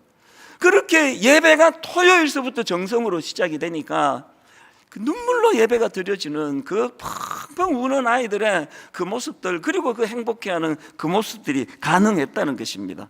저는 저와 여러분 모두가 다 정말 뭐 코로나19로 교회에 못 오고 이런 것들이 중요한 게 아니라, 어느 곳에서 예배를 드리든지 간에 지존하신 그 하나님 존전에, 그래서 아벨처럼 정성을 다해서 예배하는 그런 성도님들이 되시기를 바랍니다. 그런가 하면 또 하나, 여러분 누구를 의식하며 신앙생활 하시는지, 여러분 누구를 의식하며 드리는 예배인지 늘 점검하셔야 됩니다. 이 점에서 제가 다윗을 너무나 존경하는 거 아닙니까? 구약의 역사 중에 참 비극적이었던 역사가 하나 있는데요, 블레셋과의 전쟁 과정에서 하나님의 임재의 상징인 언약궤를 빼앗겨 버립니다. 적들에게 오래 방치가 돼 있었는데, 다윗이 왕으로 있을 때 드디어 빼앗긴 언약궤를 이제 예루살렘으로 다시 되찾아오는 그런 놀라운 일이 벌어졌는데요, 그 과정에서 다 아시잖아요. 이 하나님의 임재의 상징인 언약궤가 다시 들어오는 걸 보면서 왕이고 뭐고 막 체면 다 벗어 던지고 막 춤을 췄나 봐요. 그래서 막 바지가 흘러내릴 정도로. 그랬더니 또 아내가 그 미갈이 뭐라고 또 어떻게 처신머리 없이 왕이 그러느냐고 그렇게 또 핀잔을 주네요. 그런데 여러분, 그런 내용을 담고 있는 이 사무엘하 6장에서 내가 이 다윗의 진면목을 하나 발견을 했습니다. 자, 6장 20절입니다. 사무엘하 6장 20절. 아내 미갈이 이렇게 지적합니다. 다윗이 자기의 가족에게 축복하러 돌아오매 사울의 딸 미갈이 나와서 다윗을 맞으며 이르되, 이스라엘 왕이 오늘 어떻게 영화로우신지 방탕한 자가 염치 없이 자기의 몸을 드러내는 것처럼 오늘 그의 신복에, 그다음 보세요, 누구를 의식합니까? 계집종의 눈 앞에서 몸을 드러내셨도다 하니, 지금 미갈이 사람을 의식해서 그 계집종 앞에서 그런 추한 모습을 보였다 그랬더니요, 그 말을 받은 다윗이 남편이 바로 그 다음 21절에서 이렇게 대답합니다. 21절입니다. 다윗이 미갈에게 이르되 이는 여호와 앞에서 한 것이니라. 그가 내 아버지와 그의 온 집을 버리시고 나를 택하사 나를 여호와의 백성 이스라엘의 주권자로 삼으셨으니 내가 여호와 앞에서 뛰놀리라. 그 다음 22절, 내가 이보다 더 낮아져, 내가 이보다 더 낮아져 스스로 천하게 보일지라도. 지금 미갈의 관심은 사람들이에요. 아니 이 사람들이 우리 남편은 뭐로 생각할까? 아니 이 사람들이 이렇게 남편이 왕이 막 바지까지 흘러내리면서 춤을 추면 이게 그냥 이 채통머리가 없는데 온통 사람을 의식하고 있을 때, 미갈이 그렇게 하고 있을 때 다윗의 관심은 온통 하나님이에요. 온통 하나님께만 집중하다가 보니까 뭐 어떻게 하다 보니까 뭐 바지가 흘러내리는데 그 하나도 민망하지 않아요. 뭐 하나님께 너무 뜨거운 마음으로 경배하다 보니 뭐 그럴 수도 있는 거지 아무렇지도 않은 거예요. 여러분, 여러분의 생각에 머무는 그게 고뇌가 되는 거거든요. 누가 뭐 좀 못생겼다 그러면 막 죽고 싶고 괴로워하는 건 자기 생각에 초점이 얼굴에만 가 있어서 그래요. 뭐 저보고 한번 얘기해 보세요. 제가 상처받는가. 관심이 없는 그곳에서는 상처가 없습니다. 온통 관심이 채통, 체면, 사람들이나 어떻게 볼까? 사람들이나 어떻게 생각할까? 여기에 몰두하면 사단은요, 공격의 귀재입니다. 그것만 공격하는 거예요. 맨날 상처받는 거예요. 뭐 좀 오해 좀 받아도, 뭐 좀 오해 받아가지고 누가 욕 좀 해도 처음에는 기분 좀 나빠도 그냥 마음이 거기에 안 담겨 있으면 뭐 사탄이 어떡하겠습니까? 다윗이 지금 그런 모습을 보이는 거 아닙니까? 여러분은 어떤 신앙생활을 영위하세요? 미갈과 같은 신앙생활을 하시는 분 꽤 많으시잖아요. 그저 저 김 집사가 나 어떻게 볼까? 아, 내가 그래도 이번에 권사가 됐는데 말이야. 아, 내가 저 장로인데. 미갈의 연약함을 뛰어넘어 다윗처럼 나는 여호와 하나님을 바라보고 하나님을 의식하고. 제가 최근에 그 미국에 있는 저희 누나랑 그 통화를 하다가 참 감동을 받은 대목이 하나 있습니다. 뭐라고 얘기하는가 하니까 이 목사가 그 4월인가 뭐 광고 시간인가 제가 그랬대네요. 어떻게 기억도 나기도 하고요. 이제 이 코로나19로 가정에서 예배 드린다고 복장을 잠옷 입고 아무렇게나 하시면 안 된다고, 그래서 하나님 존전에서 예의를 갖추고 복장을 갖추고 예배를 드리라고. 제가 그 광고를 한 그날부터 저희 누나 부부가 저 말이 맞다 그래가지고요, 다 지금 뭐 아들 딸 시집 장가 가가지고 뭐 노부부만 집을 지키고 아무도 없습니다. 그런데 딱 정장을 하고 교회에 앉아 있는 것처럼 그렇게 양복을 입고 양장을 하고 정장을 차려입고 그렇게 예배를 드린다는 거예요. 그게 참 감동이 됐습니다. 그 뭐 동생이 한 이야기가 아니에요. 공적으로 예배 중에 주의 종이 하나님을 대변해서 하신 말씀이 저 말이 맞다. 그날부터 지금까지 항상 그렇게, 누가 뭐 볼 사람이 누가 있습니까? 예배 그 시간에 올 사람이 누가 있냐고요. 이게 미갈의 태도를 벗어난 다윗의 태도 아닙니까? 여러분, 예배 회복 운동의 가장 중요한 초점은요, 여기를 회복하는 거예요. 지금 가정에서 예배 드리시는 분들 복장을 보세요, 스스로. 그리고 예배가 시작되고 지금까지의 여러분의 태도를 지금 바로 점검할 수 있는 거 아닙니까? 정시에 예배에 참여하셨습니까?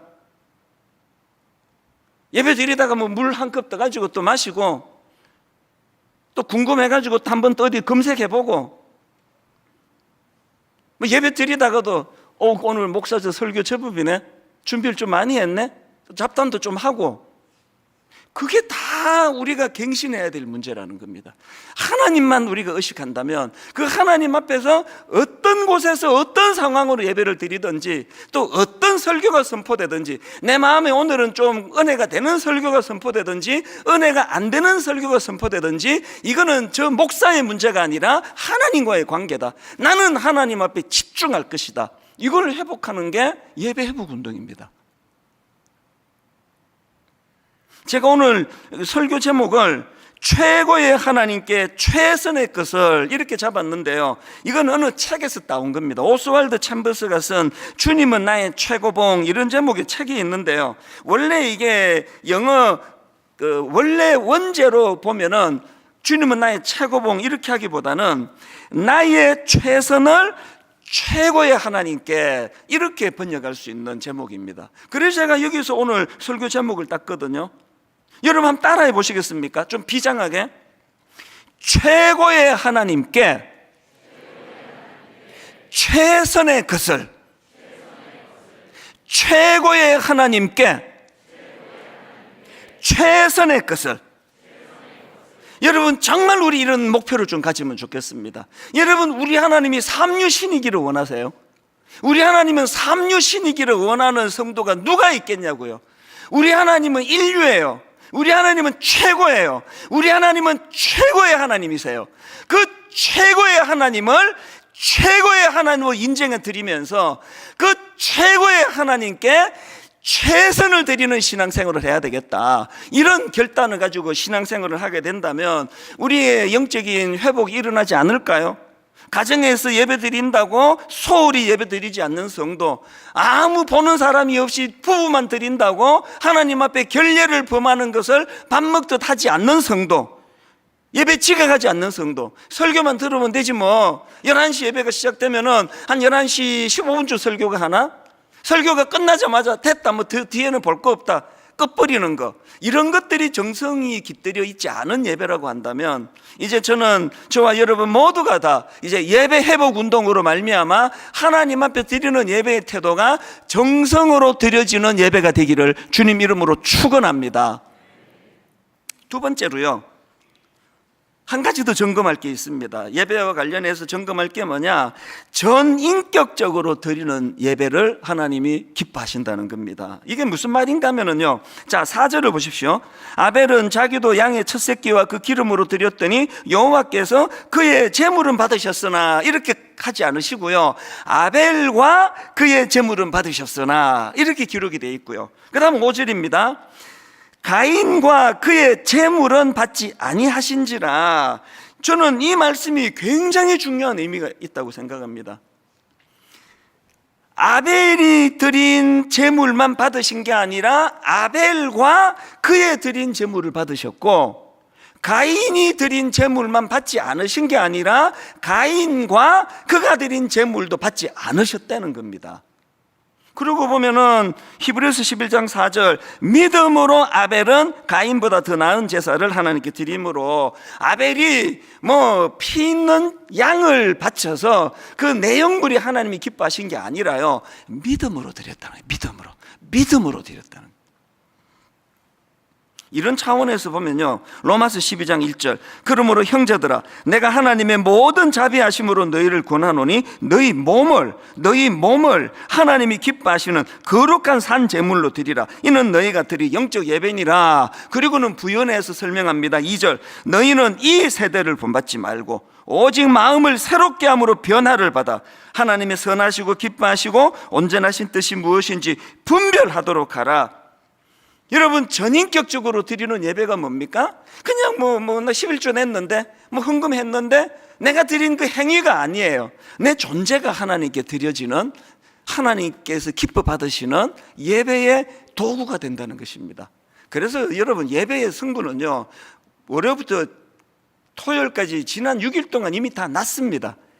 너무나 악한 세상에 뒤섞여 살고 성적으로 문란하고 거짓말을 밥 먹듯 하고 제멋대로 구별되지 않게 살아놓고 양복 입고 교회에 앉아 있다고 해서 그게 거룩한 게 아닙니다. 꼭 기억하십시오. 아벨이 드린 제물만 받으신 게 아니라 아벨과 그의 제물을 받으셨어요. 이찬수 목사와 그가 드린 이 예배를 하나님이 받으시는 것. 그렇다면은 가인에게 뭐가 문제였지? 뭐가 문제여서 가인 자체를 안 받으셨나? 5장에 답이 딱 나옵니다. 가인은요, 하나님의 권위를 인정하지 않는 겁니다. 5절입니다. 가인과 하나님께서요, 가인과 그의 제물은 받지 아니하신지라 그랬더니 가인이 몹시 분하여 안색이 변하여 하나님의 하신 일을 승복하지 않는 태도. 그런가 하면은 7절, 내가 선을 행하면 어찌 낯을 들지 못하겠느냐? 선을 행하지 아니하면 죄가 문에 엎드려 있느니라. 죄가 너를 원하나 너는 죄를 다스릴지니라. 하나님이 지금 무섭게 경고하셨는데 그 말씀을 무시하고 바로 그 다음 8절, 가인이 그의 아우 아벨에게 말하고 그들이 들에 있을 때에 가인이 그의 아우 아벨을 쳐 죽이니라. 말씀에 영향을 받지 않는 태도 안 받으세요. 그런 예배 안 받으십니다. 우리가 하나님 앞에 정성으로 드리는 것도 중요하지만 내 존재가 말씀의 영향을 받는 거예요. 그래서 여러분, 예배가 맨 처음 시작할 때 참회의 기도를 드리잖아요. 내 자력으로는 하나님 말씀에 순종해서 그 아우를 죽이지 않을 힘이 없사오니, 그래서 아버지 지난 엿새 동안도 부끄러운 자리에 참 많이 빠졌사오니 이제 내가 예배자로 나아갈 때에 참회하며 회개하기를 원합니다. 여러분, 그 회개 기도를 드릴 때 과거의 것만의 청산이 아니에요. 하나님이 회개 기도를 드리는 동시에 내일부터 엿새 동안의 삶은 예배 중에 주신 그 은혜를 가지고 이길 힘을 주님을 의지하여 공급받기를 원합니다. 이게 예배거든요. 최근에 저는요, 이제 이 복지재단을 조금 더 강화하려고, 조직을 좀 강화하려고 이제 컨설팅을 좀 받고 싶어서, 우리 교회 안에 그런 전문가들이 많으세요. 그래서 이제 그 전문가 집사님을 제가 좀 뵙자 그랬는데요, 그날 도움도 많이 받았지만 너무나 감동을 받은 게 하나 있습니다. 와, 진짜 감동이 되대요. 아니, 어른이요, 저보다도 연세가 많은 분이에요. 우리 맨 예배 시작을 이 찬양으로 하지 않습니까? 지금 서 있는 이곳에서 높임을 받으소서, 내가 밟는 땅 주님의 땅이니, 이 찬양을 부르다가요, 이분이 어느 예배에 맨 이 찬양 뒷부분에서 마음이 무너져 버렸다는 거예요. 그래서 이 연세가 드신 어른인데요, 뭐 아직 그렇게 많이 드신 건 아니라 할지라도 오열을 터뜨리고 털썩 주저앉아가지고 흐느껴 울었다는 겁니다. 어느 대목이 그랬느냐, 이 찬양 맨 끝에 이렇게 부르잖아요. 찬양하며 주님을 예배할 때 하늘 가득한 주의 영광 보리라. 나를 통하여 나의 입술을 인하여 주의 이름 높임을 받으소서. 어느 대목에서 무너졌느냐, 이 찬양을 부르는데 성령께서 그 마음을 두드리시는 거 아닙니까? 직장 생활을 하면서 이분이 이제 뭐 간부로 계시니까요, 이제 너무나 자기가 그 직장에 있는 그 부하 직원들을 향해서 그들을 힘들게 하고 그저 이 주어진 목표를 달성하도록 밀어붙이고 했던 것들이 마음에 확 이제 막 필름으로 보여진 것 같아요. 그것이 가책으로 다가온 거예요. 그래서 이제 이분이 무너졌던 게요, 이 찬양, 나를 통하여 나의 입술을 인하여 주의 이름 높임을 받으소서, 이 찬양 앞에 너무나 가슴 아프게도 하나님이 높임을 받으셔야 되는데, 그저 직장에서 내 업적 남기기 위하여, 그저 직장에서 내 인정받기 위하여 그렇게 내가 직장 생활을 했었노라고 털썩 주저앉아가지고 엉엉 우셨다는 거예요. 엉엉. 와, 그 점잖은 신사분이, 그래서 이제 보통 때는 이제 부부가 같이 예배를 드리면 주로 권사님이 그렇게 우신대요. 권사님이 그렇게 우시면은 이제 남편이 달래고, 또 너무 그렇게 심하게 울지 마라, 사람들이 내가 뭐 가정에서 때리는 줄 알겠다, 이제 농담으로 막 그렇게 달래고 하는데, 그날은 남편이 털썩 주저앉아서 펑펑 우시니까요, 그 권사님이 아내 되시는 분이 너무 놀라신 거 아닙니까? 아니 무슨 일이 있냐고, 왜 그러냐고. 그랬을 때 이런 자기의 마음을 아내에게 나누는데 그 아내가 위로를 해주고, 여러분 너무나 아름다운 부부의 모습 아닙니까? 이게 예배예요. 가인처럼 말씀에 귀를 기울이지 않고 말씀이 선포돼도 무시해버리고 뭐 할 일 다 하고 뭐 죽여버리고, 그게 어떻게 예배자입니까?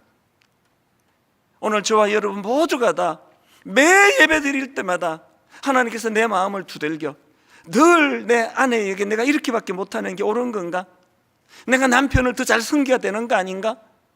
내가 연로하신 부모님에 대하여 이렇게 내가 그냥 방치해 놓은 게 옳은 일인가? 이 모든 것들이 예배 가운데 내 안에서 일어나고 거기에 반응해 나갈 때 점점 주님을 닮아가는 성화가 예배 중에 일어날 줄로 믿습니다. 결론을 맺습니다.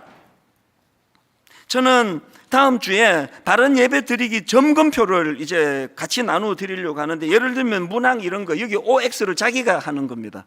이런 문항입니다. 나는 예배 시작부터 예배에 참여합니다. 중간에 뭐 설교할 때가 됐나? 이거는 X를 키는 거죠. 또 나는 잠옷을 입고 예배 드리지 않습니다. OX. 나는 예배 중에 잡담하지 않습니다. OX. 나는 누워서 예배 드리지 않습니다. OX. 나는 마지막 축도 순서까지 예배에 참여합니다. OX. 바라옵기는 모든 항목에 자신 있게 O라고 할 수 있는, 그리고 한두 개 X가 나왔다면 그 다음 주는 바로 이것이 개선되는 그런 성도님들 되시기를 주님 이름으로 축원합니다. 그 살아가다가 보면은 그 머리에 아주 강한 인상으로 남아 있는, 특히 이제 막 마음이 너무 그 감사로 이렇게 벅차지는 그런 순간이 있지 않겠습니까? 저도 뭐 목회하면서 그런 감격적인 순간들이 여럿 있는데요. 아마 오늘 그 본문에 기록된 이 사건이 그 예수님에게 있어서 바로 그런 사건이지 않을까, 그렇게 생각을 해봅니다. 예수님 머리에 강하게 남을 사건이 그 3절에 나오는데요.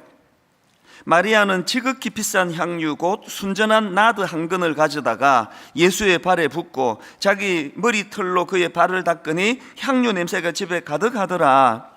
지금 예수님을 위한 잔치가 베풀어지고 있는데 돌발적인 사건이 벌어진 겁니다. 그 자리에 함께 동석했던 마리아가 그 당시에는 뭐 너무나 비싸고 또 귀한 그 향수입니다. 이 향유를 아낌없이 예수님을 위하여 붓는 그런 헌신을 보여주는 겁니다. 이게 어마어마한 사건인 게요, 함께 동석했던 예수님의 제자 가룟 유다가 그거를 꾸짖으면서 하는 말이 5절입니다. 세 번역으로 이 향유를 300데나리온에 팔아서 가난한 사람들에게 주지 않고 왜 이렇게 낭비하는가. 이 말이 맞는 게요, 한 데나리온이 그 당시 노동자들 하루 품삯입니다. 그러니까 이게 상상을 초월하는 그 큰 금액을 어떻게 그렇게 들이부어 버리느냐. 이거 뭐 누가 들어도, 제가 그 자리에 있었어도 가룟 유다처럼 생각했을 것 같아요. 평소에는 얄밉지만 오늘은 바른 말 하네, 뭐 그랬을 것 같아요. 이 뭐 상식적으로 이 당연한 거 아닙니까? 제가 오늘 추수감사 행사절이라고 해서 어떤 성도님 그 1년치 월급을 여기에서 뭘 들이붓는 일을 했다 그러면 쫓겨날걸요? 맛이 갔다고. 지금 가룟 유다가 너무나 정확하고 올바른 지적을 했는데, 놀라운 거는 예수님께서 그 가룟 유다를 꾸짖으시는 거예요. 마리아를 내버려 둬라. 7절에 왜 이런 말씀을 하시는가 하니까 예수께서 이르시되 그를 가만두어 나의 장례할 날을 위하여 그것을 간직하게 하라. 이게 겉보기에는 낭비 같지만 네가 모르는 게 있다. 네가 알지 못하는 여기 깊은 영적인 의미가 여기 담겨 있다. 저는 이게 신앙생활이라고 생각합니다. 이 세상적인 잣대를 가지고 막 교회에 들이대는 사람들을 보면은 너무 정확해요. 너무 옳은 거예요. 그게 맞습니다. 그게 그러나 항상 예수께서 가룟 유다가 바른 답을 하기 위했다라면 이래야 됩니다. 예수님, 내 생각에는 이해가 잘 안 되는데 예수님 이 여자 행동을 어떻게 보십니까? 그래야 되는 거 아닙니까? 확신을 가지고 꾸짖는 사람이 너무 많은 게 그게 교회라는 거예요. 이게 오늘 교회를 힘들게 하는 거거든요. 예수님이 여기에 얼마나 큰 의미를 부여하시는지 마가복음 14장 9절에서는 이런 말씀을 하십니다. 이제 같은 사건을 다룬 내용이거든요. 내가 진실로 너희에게 이르노니 온 천하에 어디서든지 복음이 전파되는 곳에는 이 여자가 행한 일도 말하여 그를 기억하리라 하시니라. 이걸 모르는 게 가룟 유다고, 이걸 모르는 게 저나 비판하기 좋아하는 사람들의 대부분의 자기의 얕음을 모르기 때문에 자기 생각으로 항상 남을 재단하는 이게, 저는 그래서 이 본문을 보면서요, 참 이 예배자가 어떤 모습을 보여야 되는가. 예수님께서 지금 이 마리아의 행동에 대하여 의미 부여하시는 것을 보면서 세상 깨닫는 게 뭐냐? 예배는 내 만족을 위해서 드리는 게 아닙니다. 내 마음에 설교가 마음에 들면 오늘 예배가 좋은 예배고, 내 마음에 안 들면 예배가 이게 뭐 시시한 예배고, 그건 전혀 예배를 모르시는 분이에요. 가룟 유다가 얼마나 지금 흡족하냐, 이게 중요한 게 아니거든요. 지금 이 예배, 이 잔치는 본문에서 말입니다. 이 잔치는 기록이 돼 있잖아요. 예수님을 위한 잔치예요. 그러면 예수님이 기쁘셔야 되죠. 예수님이 흡족하셔야 되는데, 지금 가룟 유다는 자기 기준으로, 자기에게 흡족한 것을 지금 기준으로 삼는데, 너무나 많은 오늘 이 땅의 예배가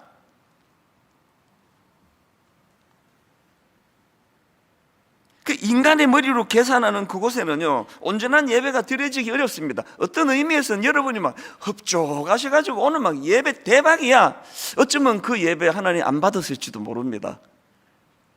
모든 예배, 영어로 예배를 서비스라 그러는데, 이게 자기를 위한 서비스로 오해하시는 분이 계시는데요, 이 주님께 드려지는 서비스예요.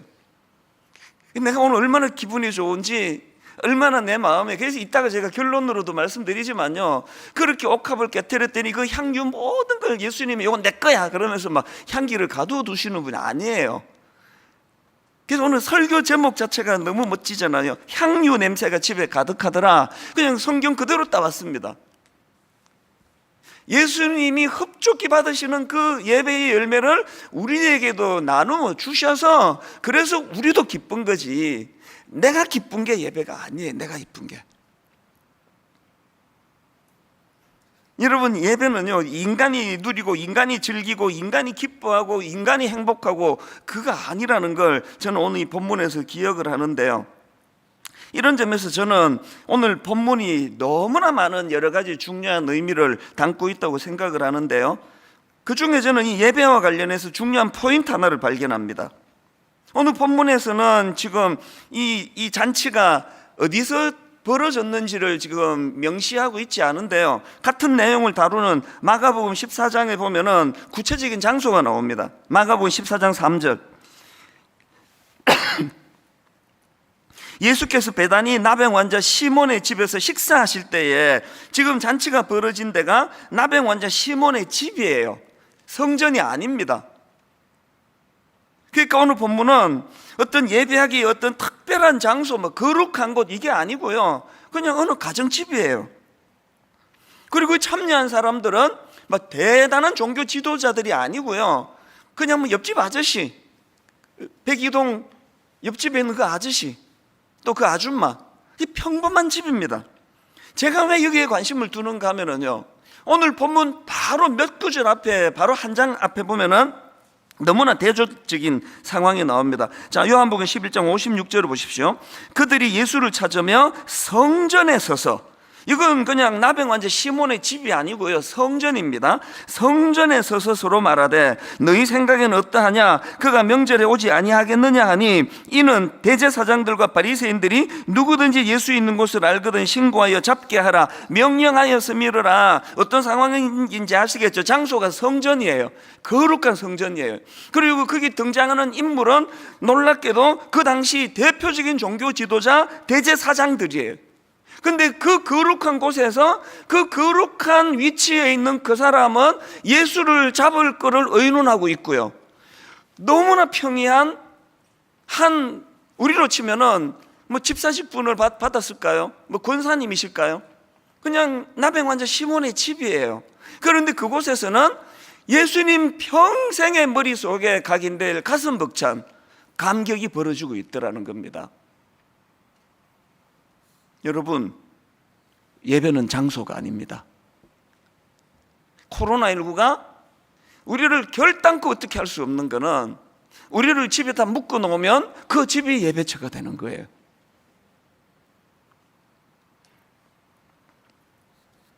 오래전에 들은 이야기가 이 설교를 준비하는 때 이렇게 떠올라서 참 가슴이 뜨거워졌는데, 제가 그 사역훈련 맨 마지막 시간에 항상 하는 이야기예요. 어느 훈련을 받으시는 여성도님인데요, 집이 13평이니까 저도 13평 집에 살아봐서 딱 13평 아파트에 살아봤기 때문에 그게 어떤 상황인지 알아요. 조그마한 방 2개 뽑고 나면은 부엌 나오면은 아무것도 없는 데가 13평인데 가족이 좀 많은가 봐요. 너무 말씀을 묵상하고 싶은데 할 곳이 없는 거예요. 그래서 이분은 시간을 정해 화장실로 가는 겁니다. 화장실에 들어가서 그 오랜 시간을 변기 뚜껑 위에 앉으시는지 어쩐지 모르겠지만, 그 또 뭐 13평 아파트면 화장실도 그렇게 막 60평 70평 아파트처럼 크지 않습니다. 그 탁하고 습하고 냄새나는 공기 안 통하는 화장실에서 정기적으로 하나님께 기도하고 묵상하는 그 공간으로 쓰고 있다는 이거를 저는 사역훈련 마지막 시간에 항상 이 이야기를 드리거든요. 여러분, 다시 말씀드립니다. 예배는 장소가 아닙니다. 저희가 왜 이 학교 계속 빌렸습니까? 저는 우리 송림 본당 드림센터 너무 좋아요. 본당이 다 해서 1000석밖에 안 되기 때문에 40분 전서부터 예배를 사모하며 줄 서서 기다리는 사람들을 볼 수 있는 곳, 그게 정성 아닙니까? 이게 오늘 제가 본문에서 발견한 첫 번째 포인트고요. 그런가 하면은 본문에서 발견한 포인트가 하나 더 있는데요, 오늘 본문에서는요, 이 사랑의 하모니, 그 예배자가 가져야 될 너무 중요한 한 가지 포인트를 저는 발견하는데, 사랑의 하모니와 불협화음, 이 관점으로 본문을 묵상할 수 있게 되더라는 겁니다. 자, 먼저 사랑의 하모니의 모습을 본문 2절과 3절에서 기록하고 있습니다. 거기서 예수를 위하여 잔치할세, 여러분 이게 지금 큰 전제입니다.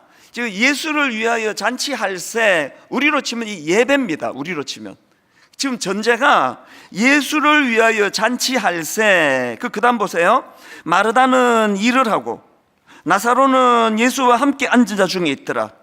마리아는 지극히 비싼 향유 곧 순전한 나드 한 근을 가져다가 예수의 발에 붓고 자기 머리털로 자기 발을 닦으니 향유 냄새가 집에 가득하더라. 여기 마르다는 무슨 일을 하고, 나사로는 어떻게 하고, 또 마리아는 어떻게 하고, 또 여기 나와 있지 않지만 나병 환자 시몬은 자기 집을 제공하고. 뭘 제가 강조하는 것일까요? 예배가 뭡니까? 하나님께 각자 드릴 수 있는 것, 각자 잘할 수 있는 것. 그래서 여기 보면은 나사로는 아무 일도 안 해요. 예수와 함께 앉은 자 중에 있더라. 이게 예배입니다. 막 그냥 불평이 나와가지고 나는 그냥 옥합을 깨트리는데 우리 오빠는 뭐 하고 있느냐고 막 말하다도 나는 그냥 주님을 위하여 이렇게 열심히 일하는데 도대체 오빠는 한 게 뭐냐고. 그게 일 많이 하는 사람이 가지고 있는 치명적인 문제예요. 앉아서 아무것도 안 한 게 예배예요. 마리아 나사로가 예수와 함께 앉은 자 중에 있었는데 그게 주님이 받으시는 예배입니다. 그래서 저는 이 본문의 모습이 너무 아름다운 거예요. 지금 전제가 거기서 예수를 위하여 잔치할세인데, 이 사람은 자기 좋아하는 이걸로 하고 저 사람은 자기 좋아하는 저걸로 섬기고, 이 사람은 앉아서 또 말씀을 듣고, 어떤 사람은 자기 집을 제공하고. 이 사랑의 하모니. 여러분 구약 출애굽기 17장에 보면은요, 그때의 8절입니다. 그때 아말렉이 와서 이스라엘과 르비딤에서 싸우니라. 지금 전쟁이 벌어지고 있는데요, 자 10절부터 그 내용을 보세요. 이 아름다운 하모니를 보세요.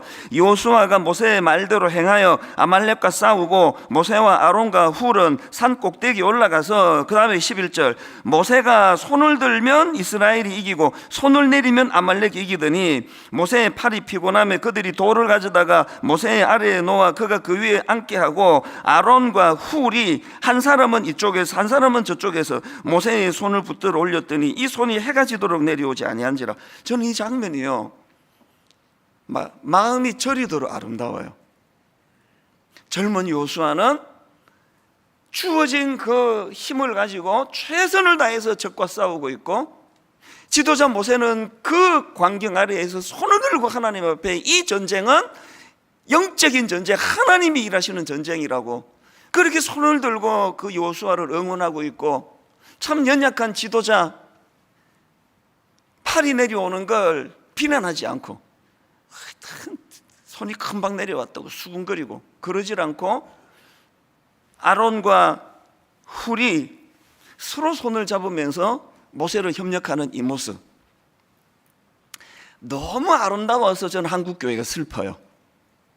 얼마나 불신이 많고, 얼마나 비난이 많고, 얼마나 손드는 역할을 하려고, 얼마나 자기가 그냥 여호수아 역할을 하려고, 아무것도 그 뭐 손 드는 것도 사실은 뭐 전쟁 치는 사람에 비해서 아무것도 아니지만 옆에서 손 받쳐주는 건 얼마나 쉬운 일이에요.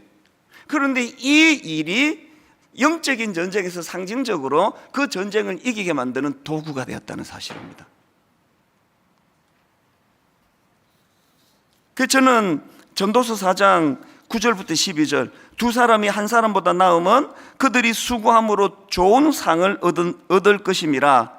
혹시 그들이 넘어지면 하나가 그 동물을 붙들어 일으키려니와 홀로 있어 넘어지고 붙들어 일으킬 자가 없는 자에게는 화가 있으리라. 또 두 사람이 함께 누우면 따뜻하거니와 한 사람이면 어찌 따뜻하랴. 이 말씀의 결론을 보세요. 12절, 한 사람이면 패하겠거니와 두 사람이면 맞설 수 있나니 세 겹줄은 쉽게 끊어지지 아니하느니라. 분당 우리 교회는요, 맨날 열심히 플러스 1 마이너스 1이 안 됐으면 좋겠습니다. 플러스 1 생각 갖고 있는 사람하고 마이너스 1 갖고 있는 생각을 갖고 이 생각을 갖고 있는 사람하고 하루 종일 싸우잖아요. 플러스 1의 열심과 마이너스 1을 열심만 이렇게 맨날 제로예요. 진도가 안 나가요. 사랑의 하모니예요. 누가 예배자가 될 수 있다고요? 내 방식이 옳다는 것을 고집하지 않는 그 사람. 이런 면에서 저는 그 불협화음을 일으키는 가룟 유다의 모습이 확 눈에 들어오는데요.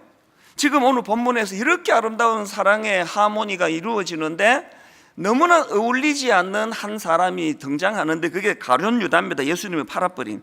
자, 4절 5절에 가룟 유다가 나옵니다. 제자 중 하나로서 예수를 잡아줄 가룟 유다가 말하되 이 향유를 어찌하여 300데나리온에 팔아 가난한 자들에게 주지 아니하였느냐 하니, 제가 이 본문을 분석해 보니까요, 가룟 유다가 불협화음을 일으킨 원인이 두 가지가 딱 나오더라고요. 가룟 유다가 불협화음을 일으킨 원인 두 가지 중에 첫째가 뭐냐? 자기 생각과 다른 것을 용납하지 않는 태도예요. 저는 이 본문이 우리 크리스천들에게 주는 메시지가 크다고 보는데요. 뭐 계속 강조하지만 상식적으로 보면 가룟 유다의 분석이 옳습니다. 그리고 뭐 아마 가룟 유다가요, 그날 집에 가가지고 막 자다가 일어나도 예수님이 틀렸다 그랬을 거예요.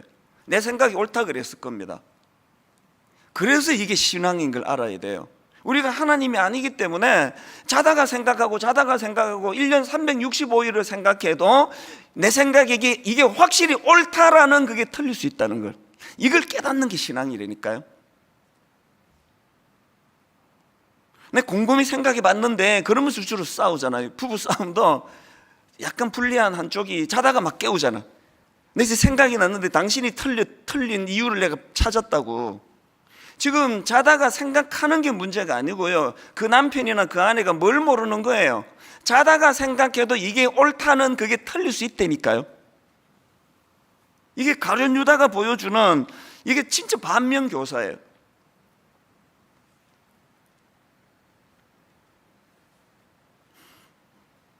이 설교를 준비하다가 제가 어느 기사를 봤는데요, 이 50년 뒤에 개봉될 이 타임캡슐, 이제 무슨 행사가 있었나 봅니다. 이 타임캡슐 안에 이제 50년 뒤에 이거를 개봉하는 그 행사에 이어령 전 문화부 장관, 이분이 이제 다음 세대 젊은이들에게 편지를 써서 타임캡슐에 넣었는데 그 내용이 이렇습니다. 날개는 날기 위해서만 있는 것이 아니다.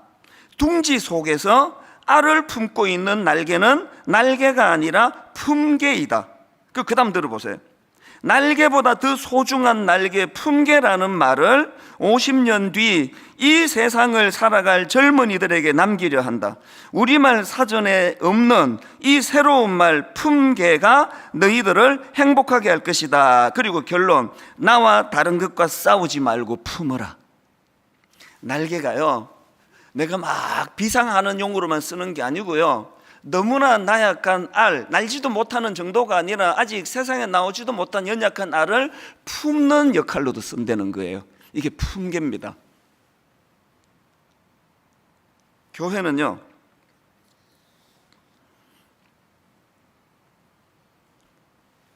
더 큰 날개로 날으라라고 젊은이들에게 조언하는 말들만 난무하는 이 세상에서 그 날개로 네가 나는 것으로 쓰는 것도 좋지만 연약한 알을 품는 역할로 이 날개를 쓰는 것도 유익하다. 그래서 제가 이 말이 너무 감동이 되는 겁니다. 1만 수도 파수 운동 왜 한다고요? 분당 우리 교회가 이제 2만 개의 날개를 가지고 2만 2천 개의 날개를 가지고 마음껏 비상하고 마음껏 우리도 많은 일을 할 수 있지만 품계가 되기를 원하는 거예요. 수많은 잠재력을 가진 알들을 우리가 품어줄 때 거기에 30개 교회로 시작하지만 저는 꿈을 꾸거든요. 300개의 교회가 되고 3,000개의 교회가 되는 그 꿈을 품거든요. 이게 품계예요, 품계. 그런가 하면은 두 번째로 가룟 유다가 불협화음을 일으킨 원인 하나가 더 있는데요, 겉과 속이 다른 태도입니다. 겉과 속이 다른 태도, 반드시 불협화음을 가져옵니다. 지금 가룟 유다는 겉으로 모든 사람들이 동의할 수밖에 없는 거룩한 명분을 가지고 있는데 성경은 정확하게 그 내면을 분석하는 거 아닙니까? 6절, 이렇게 말하면 가난한 자들을 생각하면 아니요. 오늘 교회가 슬픈 건요, 커튼이 너무 많다는 거예요. 저는 철학이 하나 있습니다. 교역자 회의를 하든 당회를 하든, 그래서 또 이게 또 약점도 있어요. 좀 당황하게 만드는 일은 좀 합니다. 제가 항상 저는 직설화법을 씁니다. 안 들립니다. 못 알아들으니까. 집에 가서 얘기 안 합니다. 제 아내가 시험에 드니까. 본인 있을 때 본인에게 1, 2 이렇게 이야기합니다. 왜 그럴까요? 사단은 우리의 이 애매한 말 속에 또 겉과 속이 다른 태도, 그걸 우리는 체면이라 그러는데요, 아닙니다. 그거 체면 아니고 사단의 밥이에요, 그거. 그래서 1, 집사님 이러시면 안 됩니다. 이게 옳은 것 같은데요. 2, 3, 오늘 가룟 유다와 같이 저 사람 말을, 이 교회가 유난히 더 그래요. 저 사람 말을 막 분석을 해야 알아듣는 말이 너무 많아요. 저게 무슨 뜻이지 지금? 저게? 또 저 행동이 지금 뭘로 의미하지? 1만 성도 파송 운동하면서 그동안 내가 슬픈 게 뭔지 아세요? 30개 교회를 지금 분립을 준비하면서 15교회를 외부에서 이제 청빙하는 과정에서 이틀 전에도 들었습니다. 쇼 한다는 거예요.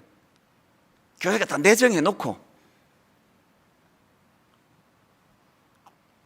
젊은 목회자들이 이런 생각을 하게 만든 이 현실이 저는 참 슬프고요, 교회 안에 이 커튼을 다 걷어야 된다고 생각합니다. 커튼을 다 걷어서 교회가 1이라고 하면 1이구나, 2라고 하면 2구나, 그렇게 믿을 수 있는 공동체를 만드는 그곳에서 예배가 살아나는 줄로 믿습니다. 오늘 우리 중직자들, 오래 예수 믿은 분들, 교회의 문화가 이렇게 자꾸 그 이중언어 구사하고 겉과 속이 다르게 말하는 게 그게 교회의 문화입니까? 그건 사탄의 문화입니다. 교회의 문화는 투명한 거예요. 있는 걸 있다 그러고 없는 걸 없다 그러고 밝은 걸 밝다 그러고 어두운 걸 어둡다 그러는 게 그게 교회입니다. 커튼을 두고 있으니까 대화가 안 되잖아요. 이거 확 열어젖히면 어떡하지? 그게 막 두려워가지고. 저는 분당 우리 교회 모든 성도님들이 가룟 유다가 가지고 있던 이 불협화음을 만드는 자기 생각과 다른 것을 용납하지 못하는 태도, 또 겉과 속이 다른 이중언어, 이런 것들을 다 버릴 때 하나님 앞에 진정한 예배자가 될 줄로 믿습니다. 예배 회복 운동은 위선자 만드는 운동이 아닙니다. 겉모양 잘 갖추고 이게 아닙니다. 예배는 중심을 갖추는 거거든요. 자, 이런 내용들이 본문에서 이제 묵상되어져 교훈을 얻어지는데요. 근데 저는 이런 교훈, 저런 메시지, 시간이 없어서 뭐 다 다루지 않은 이 외에도 여러 메시지가 있지만 제일 중심에 있는 메시지가 하나 있습니다. 저는 오늘 이 본문을 묵상하면서 한 가지 질문을 오래 했습니다. 이 질문을 계속하면서 묵상했는데 이 질문이 이겁니다. 무엇이 마리아와 가룟 유다를 이렇게 차이나게 만들었을까요? 무엇이 마리아로 하여금 그 엄청난 순전한 나드 한 근을 아낌없이 붓는 헌신을 만들었고, 무엇이 가룟 유다로 하여금 이런 위선장 이중 언어를 구사하는 사람으로 만들어 버렸을까? 가룟 유다는 무엇이 결핍이 되어가지고 결국은 예수님을 배신하는 이런 비참한 자리에 빠지게 됐을까? 정답이 뭘 것 같습니까? 하나님께서 제게 이 질문에 대한 답을 주셨는데요, 마리아와 가룟 유다를 분기점으로 나누게 만든 딱 하나가 있는데, 그것이 뭐냐? 주신 은혜에 대한 감사와 감격의 유무. 은혜에 대한 감사가 마리아를 순전한 나들을 붙도록 만들었고, 은혜에 대한 감사가 없던 가룟 유다를 괴물로 만들어 버렸다는 사실입니다. 증거를 제가 대보겠습니다. 지금 예수님을 위한 잔치에 지금 마르다와 나사로와 마리아와 나병 원자 시몬이 각각의 것으로 예수님께 드렸다고 말씀을 드렸는데요, 제가 발견한 것은 오늘 본문에 등장하는 사람들이 각각의 것으로 드린 것, 모든 이 사람들에게 다른 행동을 했는데 공통점이 하나 있더라는 겁니다. 그게 바로 은혜를 입은 사람들입니다. 자, 먼저 집을 제공한 나병 환자 시몬을 보십시오. 마가복음 14장 3절, 예수께서 베다니 나병 환자 시몬의 집에서 식사하실 때에, 제가 자료를 보니까요, 이 당시에 시몬은 예수님의 은혜로 나병을 고침받은 상태였다. 이 해석이 이 주류예요. 아주 드물게 나병 환자는, 아직 이 시몬은 나병을 고침받지 못한 상태였다. 아주 드물게 그렇게 분석하는 학자가 있고, 대부분의 학자들은 다 이미 고침받은 상태라는 거예요. 그러면 질문이 이상하잖아요. 아니, 고침받았는데 왜 나병 환자 시몬이라고 하느냐고. 왜? 별명을 왜 그렇게 붙였느냐? 저는 이렇게 이걸 분석을 해봤습니다. 왜 나병 환자 시몬의 집이라고 기록했느냐? 이게 그 사람의 특징이기 때문이에요. 무슨 뜻입니까? 그에게는 늘 과거에 경험했던 이 특별한 은혜가 그 인생의 꼬리표처럼 붙어 다니는 거예요. 특별한 은혜를 받은 사람, 특별한 은혜의 감격이 있는 사람, 이게 나병 환자 시몬입니다. 제가 항상 83년도 시카고의 이찬수, 이게 저에게 꼬리표처럼 붙이고 다니는 거잖아요. 사람들이 막 잊을 때 되면 막 계속 이제 우리 성도는 좀 괴로운 거지. 했던 말 또 하고 또 하고. 저거 지금 29번째 들었는데 분립하기 전까지 한 100번쯤 더 들으실 거예요. 그게 제 꼬리표가 되기를 원합니다. 제가 이 자리에 있게 된 거, 목사가 된 거, 모든 그 출발이 83년 시카고에서 비참해 죽을 것 같은 저를 건져주신 은혜에 대한 감격, 이것으로 해가지고 제가 이 자리까지 왔거든요. 그런가 하면은 또 공통점이 마리아와 마르다와 나사로 3남매가 지금 등장하는데, 이 3남매가 어떻게 눈물로 각자의 은혜를 따라 막 심지어 그 순전한 나들을 들이붓기까지 헌신할 수 있었나? 정답 1절에서 힌트를 주고 있습니다. 본문 1절, 6월절 엿새 전에 예수께서 베다니에 이르시니 이곳은 예수께서 죽은 자 가운데서 살리신 나사로가 있는 곳이라. 그리고 2절에서 거기서 예수를 위하여 잔치할세. 예배가 뭐라고요? 예배는요, 선행해서 과거에 내게 베푸르신 은혜에 대하여 기억하는 게 예배예요. 선행해서 내게 베푸르신 그 은혜를 기억해서 감격하는 게 그게 예배예요. 내가 뭘 선행해서 드리는 걸 예배라 그러지 마세요. 그건 예배의 열매일 뿐이에요. 그거 헌신은 예배의 결과물일 뿐입니다. 지금 여러분 오늘 본문에 나오는 그 집을 제공했던 나병 환자 시몬이나 또 마리아나 마르다나 나사로나 이 모든 사람들에게 공통점은 은혜에 대한 감격이에요. 그러니까 아까운 게 없는 거죠. 자, 그러면 가룟 유다는 그 정도 뭐 받은 게 없어서 그러면 이렇게 괴물이 돼가고 있습니까? 영적으로 말하면요, 가장 큰 걸 받은 사람이에요. 자기 같은 인간을 세상의 주님 척건 중에 척건 그 제자로 불러주시는 그 은혜를 생각하면요, 가룟 유다는요 매일이 눈물이어야 돼요. 여러분, 이런 말 저는 진짜 싫어하거든요. 검은 머리 짐승은 거두지 않는다. 교회에서는 이런 말 나오지 않기를 바랍니다. 불행하게도 어떤 면에서는 이중 언어를 많이 구사하는 게 교회이기 때문에 더 엄중하게 진짜 검은 머리 거두면 안 되는 거구나를 절감나게 만드는 게 교회라는 게 그 슬플 뿐이에요. 그냥 슬플 뿐입니다. 추수감사의 의미가 뭔지 아십니까? 아, 내가 나병 환자 시몬이었지. 이미 다 고침받은 옛날 그 창피한 일인데 이 나병 환자 꼬리 떼라고, 내 이제 더 이상 나병 환자 아니라고. 오늘 우리가 이렇게 하고 지금 막 흥분하면서 하는 거 아닙니까? 저희는 매 추수감사절마다 이제 과일, 이번에도 이렇게 너무나 이 장식하느라고 고생을 많이 했습니다. 그래서 이렇게 장식을 뭐 거의 한 100분의 1 정도만 갖고 이렇게 상징적으로 강단을 하나 이렇게 드린다는 의미로 이렇게 장식을 했지만, 사실은 이거는 강단 장신용이 아니라 참 위로가 필요한 성도님들에 대한 하나님의 사랑을 전하는 성물이에요. 이게 도구란 말이에요. 제가 늘 이제 복지재단을 통해서 이웃 사랑부를 통해서 좀 경제적으로 어려운 분들에게 이거를 돕는데, 원래는 우리 교회 안에 참 아픔을 겪은 분들에게 주님의 위로의 도구로 쓰겠다고 그랬더니요, 바로 지난주에 게시판에 글 하나가 올라왔습니다. 제가 마음이 먹먹했습니다.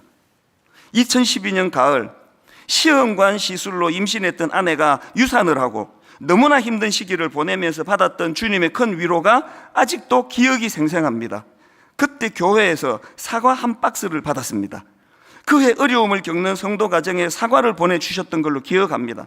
생각지도 못했던 귀한 깜짝 선물에 너무나 기뻐했던 아내 모습이 떠올라 설교 시간에 목사님께서 이번에 추수감사절 과일로 어려움을 겪는 가정에 보내주신다는 말씀을 듣고 집에 오자마자 과일 몇 상자를 주문했습니다. 그때 저희가 받았던 위로를 지금 어려움을 겪고 있는 가정이 동일하게 받기를 기도하는 마음으로, 그 이후로 너무나 귀한 쌍둥이 아들이 태어났고 올해 초등학교에 입학했습니다. 시간이 지나고 그때의 어려움은 모두 감사로 변해 있습니다. 결론이 이렇습니다. 올해 특히나 어려움을 겪는 성도님들께 주님의 큰 위로가 함께 하시기를 기도합니다. 지금도 마음이 먹먹해요. 이게 교회거든요.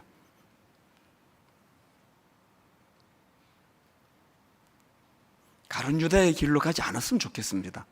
이것도 불평이고 저것도 불만이고, 내 머리로, 이 똑똑한 머리로 왜 이건 이렇게 하는 거냐고, 왜 저건 저렇게 하는 거냐고.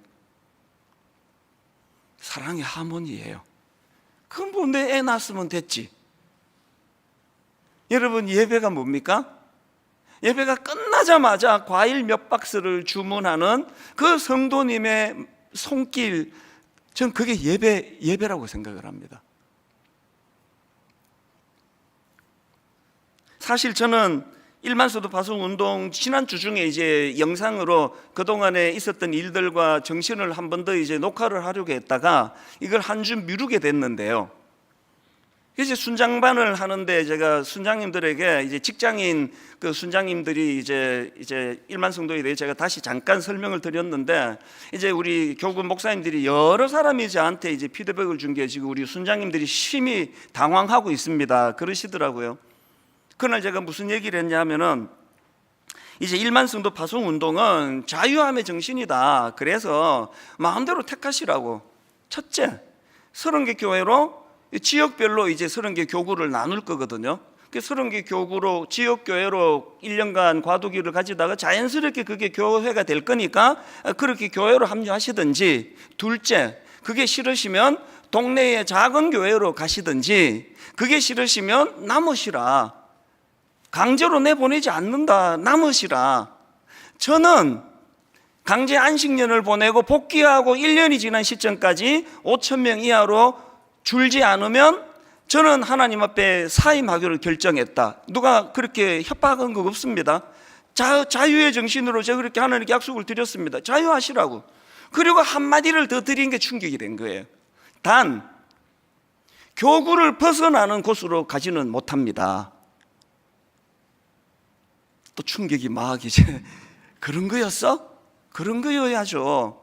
아니 지금 분당 우리 교회가 이 교회로 너무 쏠리는 것 때문에 지금 헛자는 건데, 30교회 중에 나 저 목사가 좋아 그래가지고 그 교회로 한 15,000명 모여버리고 나머지는 500명씩 모인다면 이게 무슨 의미가 있겠냐고요. 근데 여러분, 어제 내내 우리 교역자들이 저에게 순장님들이 당황하고 계시다, 자기 교구 말고는 못 간다 그러더라, 이런 말로 하는데 저는 그 말이 너무 죄송하고 또 너무 이해가 되는 거예요. 나 같아도 그렇게 생각하지. 나도 나 같아도 내가 은혜 받았던 내가 저 목사한테 가고 싶지. 그래서 제가 어제부터 기도한 게 뭔지 아세요? 기도하기 시작한 게, 하나님 우리 그런 생각하는 모든 성도님들에게 은혜 주시기 원합니다. 내가 저 사람 따라가면 내가 행복할 것 같다는 생각을 뒤엎을 만큼 은혜 주셔서 사람 보고 따라가는 게 아니라 과거에 주신 은혜로 말미암아 어떤 모자라는 교역자가 목회를 한다 할지라도, 자기 눈에 말이에요, 어떤 마음에 들지 않는 지도자가 목회를 한다 할지라도 나는 은혜의 감격으로 여기에 따라갈 수 있도록 은혜 주시기 원합니다. 진짜 그렇게 되기를 바랍니다. 우리 좋자고 분립하는 거 아닙니다. 우리 좋자고 하는 게 아니라 주님 좋으시자고 하는 거예요. 결론을 이렇게 맺습니다. 아까 서두에서 말씀드렸죠? 3절, 마리아는 지극히 비싼 향유 곧 순전한 나드 한 근을 가져다가 예수의 발에 붓고 자기 머리털로 그의 발을 닦으니 향유 냄새가 집에 가득하더라. 여러분, 예수 잘 믿으면은요, 주님께 순전한 나드를 드리는 손해보는 것 같고 희생하는 것 같은데, 그 헌신으로 자기에게도 그 향기가 나타난다는 거예요. 그리고 주변의 모든 사람들, 그래서 오늘 대한민국에 일어나는 각종 흉악한 사건, 사고, 이거 볼 때마다 우리는 책임감을 느껴야 돼요. 온 세상이 썩은 냄새가 진동한다고 한다면 비난하지 말고 나한테서 나는 냄새구나, 그렇게 하시면 됩니다. 그리고 더 중요한 거, 고린도후서 2장 15절, 우리는 구원받은 자들에게나 망하는 자들에게나 하나님 앞에서 그리스도의 향기니, 내가 드리는 나드의 향기도 중요하지만 여러분, 저와 여러분이 순전한 나드예요. 우리가 향기예요. 이게 어떻게 가능해지느냐? 에베소서 5장 2절, 그리스도께서 너희를 사랑하신 것 같이 너희도 사랑 가운데서 행하라. 그는 우리를 위하여 자신을 버리사 향기로운 제물과 희생 제물로 하나님께 드리셨느니라. 결론 두 가지입니다. 십자가를 의지하는 거예요. 십자가에게서 향기로운 인생이 되도록 하는 능력이 나타난다는 겁니다. 그리고 두 번째가 뭘까요? 십자가의 원리는 항상 나를 버리는 거예요. 십자가의 원리는 항상 내 생각을 내려놓는 거예요. 십자가의 원리는 항상 내 고집을 내려놓는 겁니다. 그리고 아까 그 읽어드렸던 편지의 주인공 그 남성도님처럼 내가 받은 은혜를 과일 몇 박스를 주문하면서 누군가에게 흘려보내려고 애쓰는 그 마음의 태도, 그게 향기로 나타나게 될 줄로 믿습니다. 같이 기도하시겠습니다. 하나님 아버지, 코로나19 속에서 드리는 추수감사주일이라서 참 더 마음이 먹먹하고 또 다 같이 함께 모여 예배를 드리지 못하기 때문에 참 마음에 어려움이 있었는데, 주님께서는 대제사장, 대단한 사람들이 성전에서 모여드리는 그것이 예배가 아니라 은혜를 아는 나병 환자 시몬의 집에서 드리는 그 잔치가 예배라고 가르쳐 주셔서, 하나님, 오늘 교회에 나오지 못하고 예배를 드리는 모든 성도님들의 그 가정 그 현장이 나병 환자 시몬의 집이 되게 하여 주시옵소서.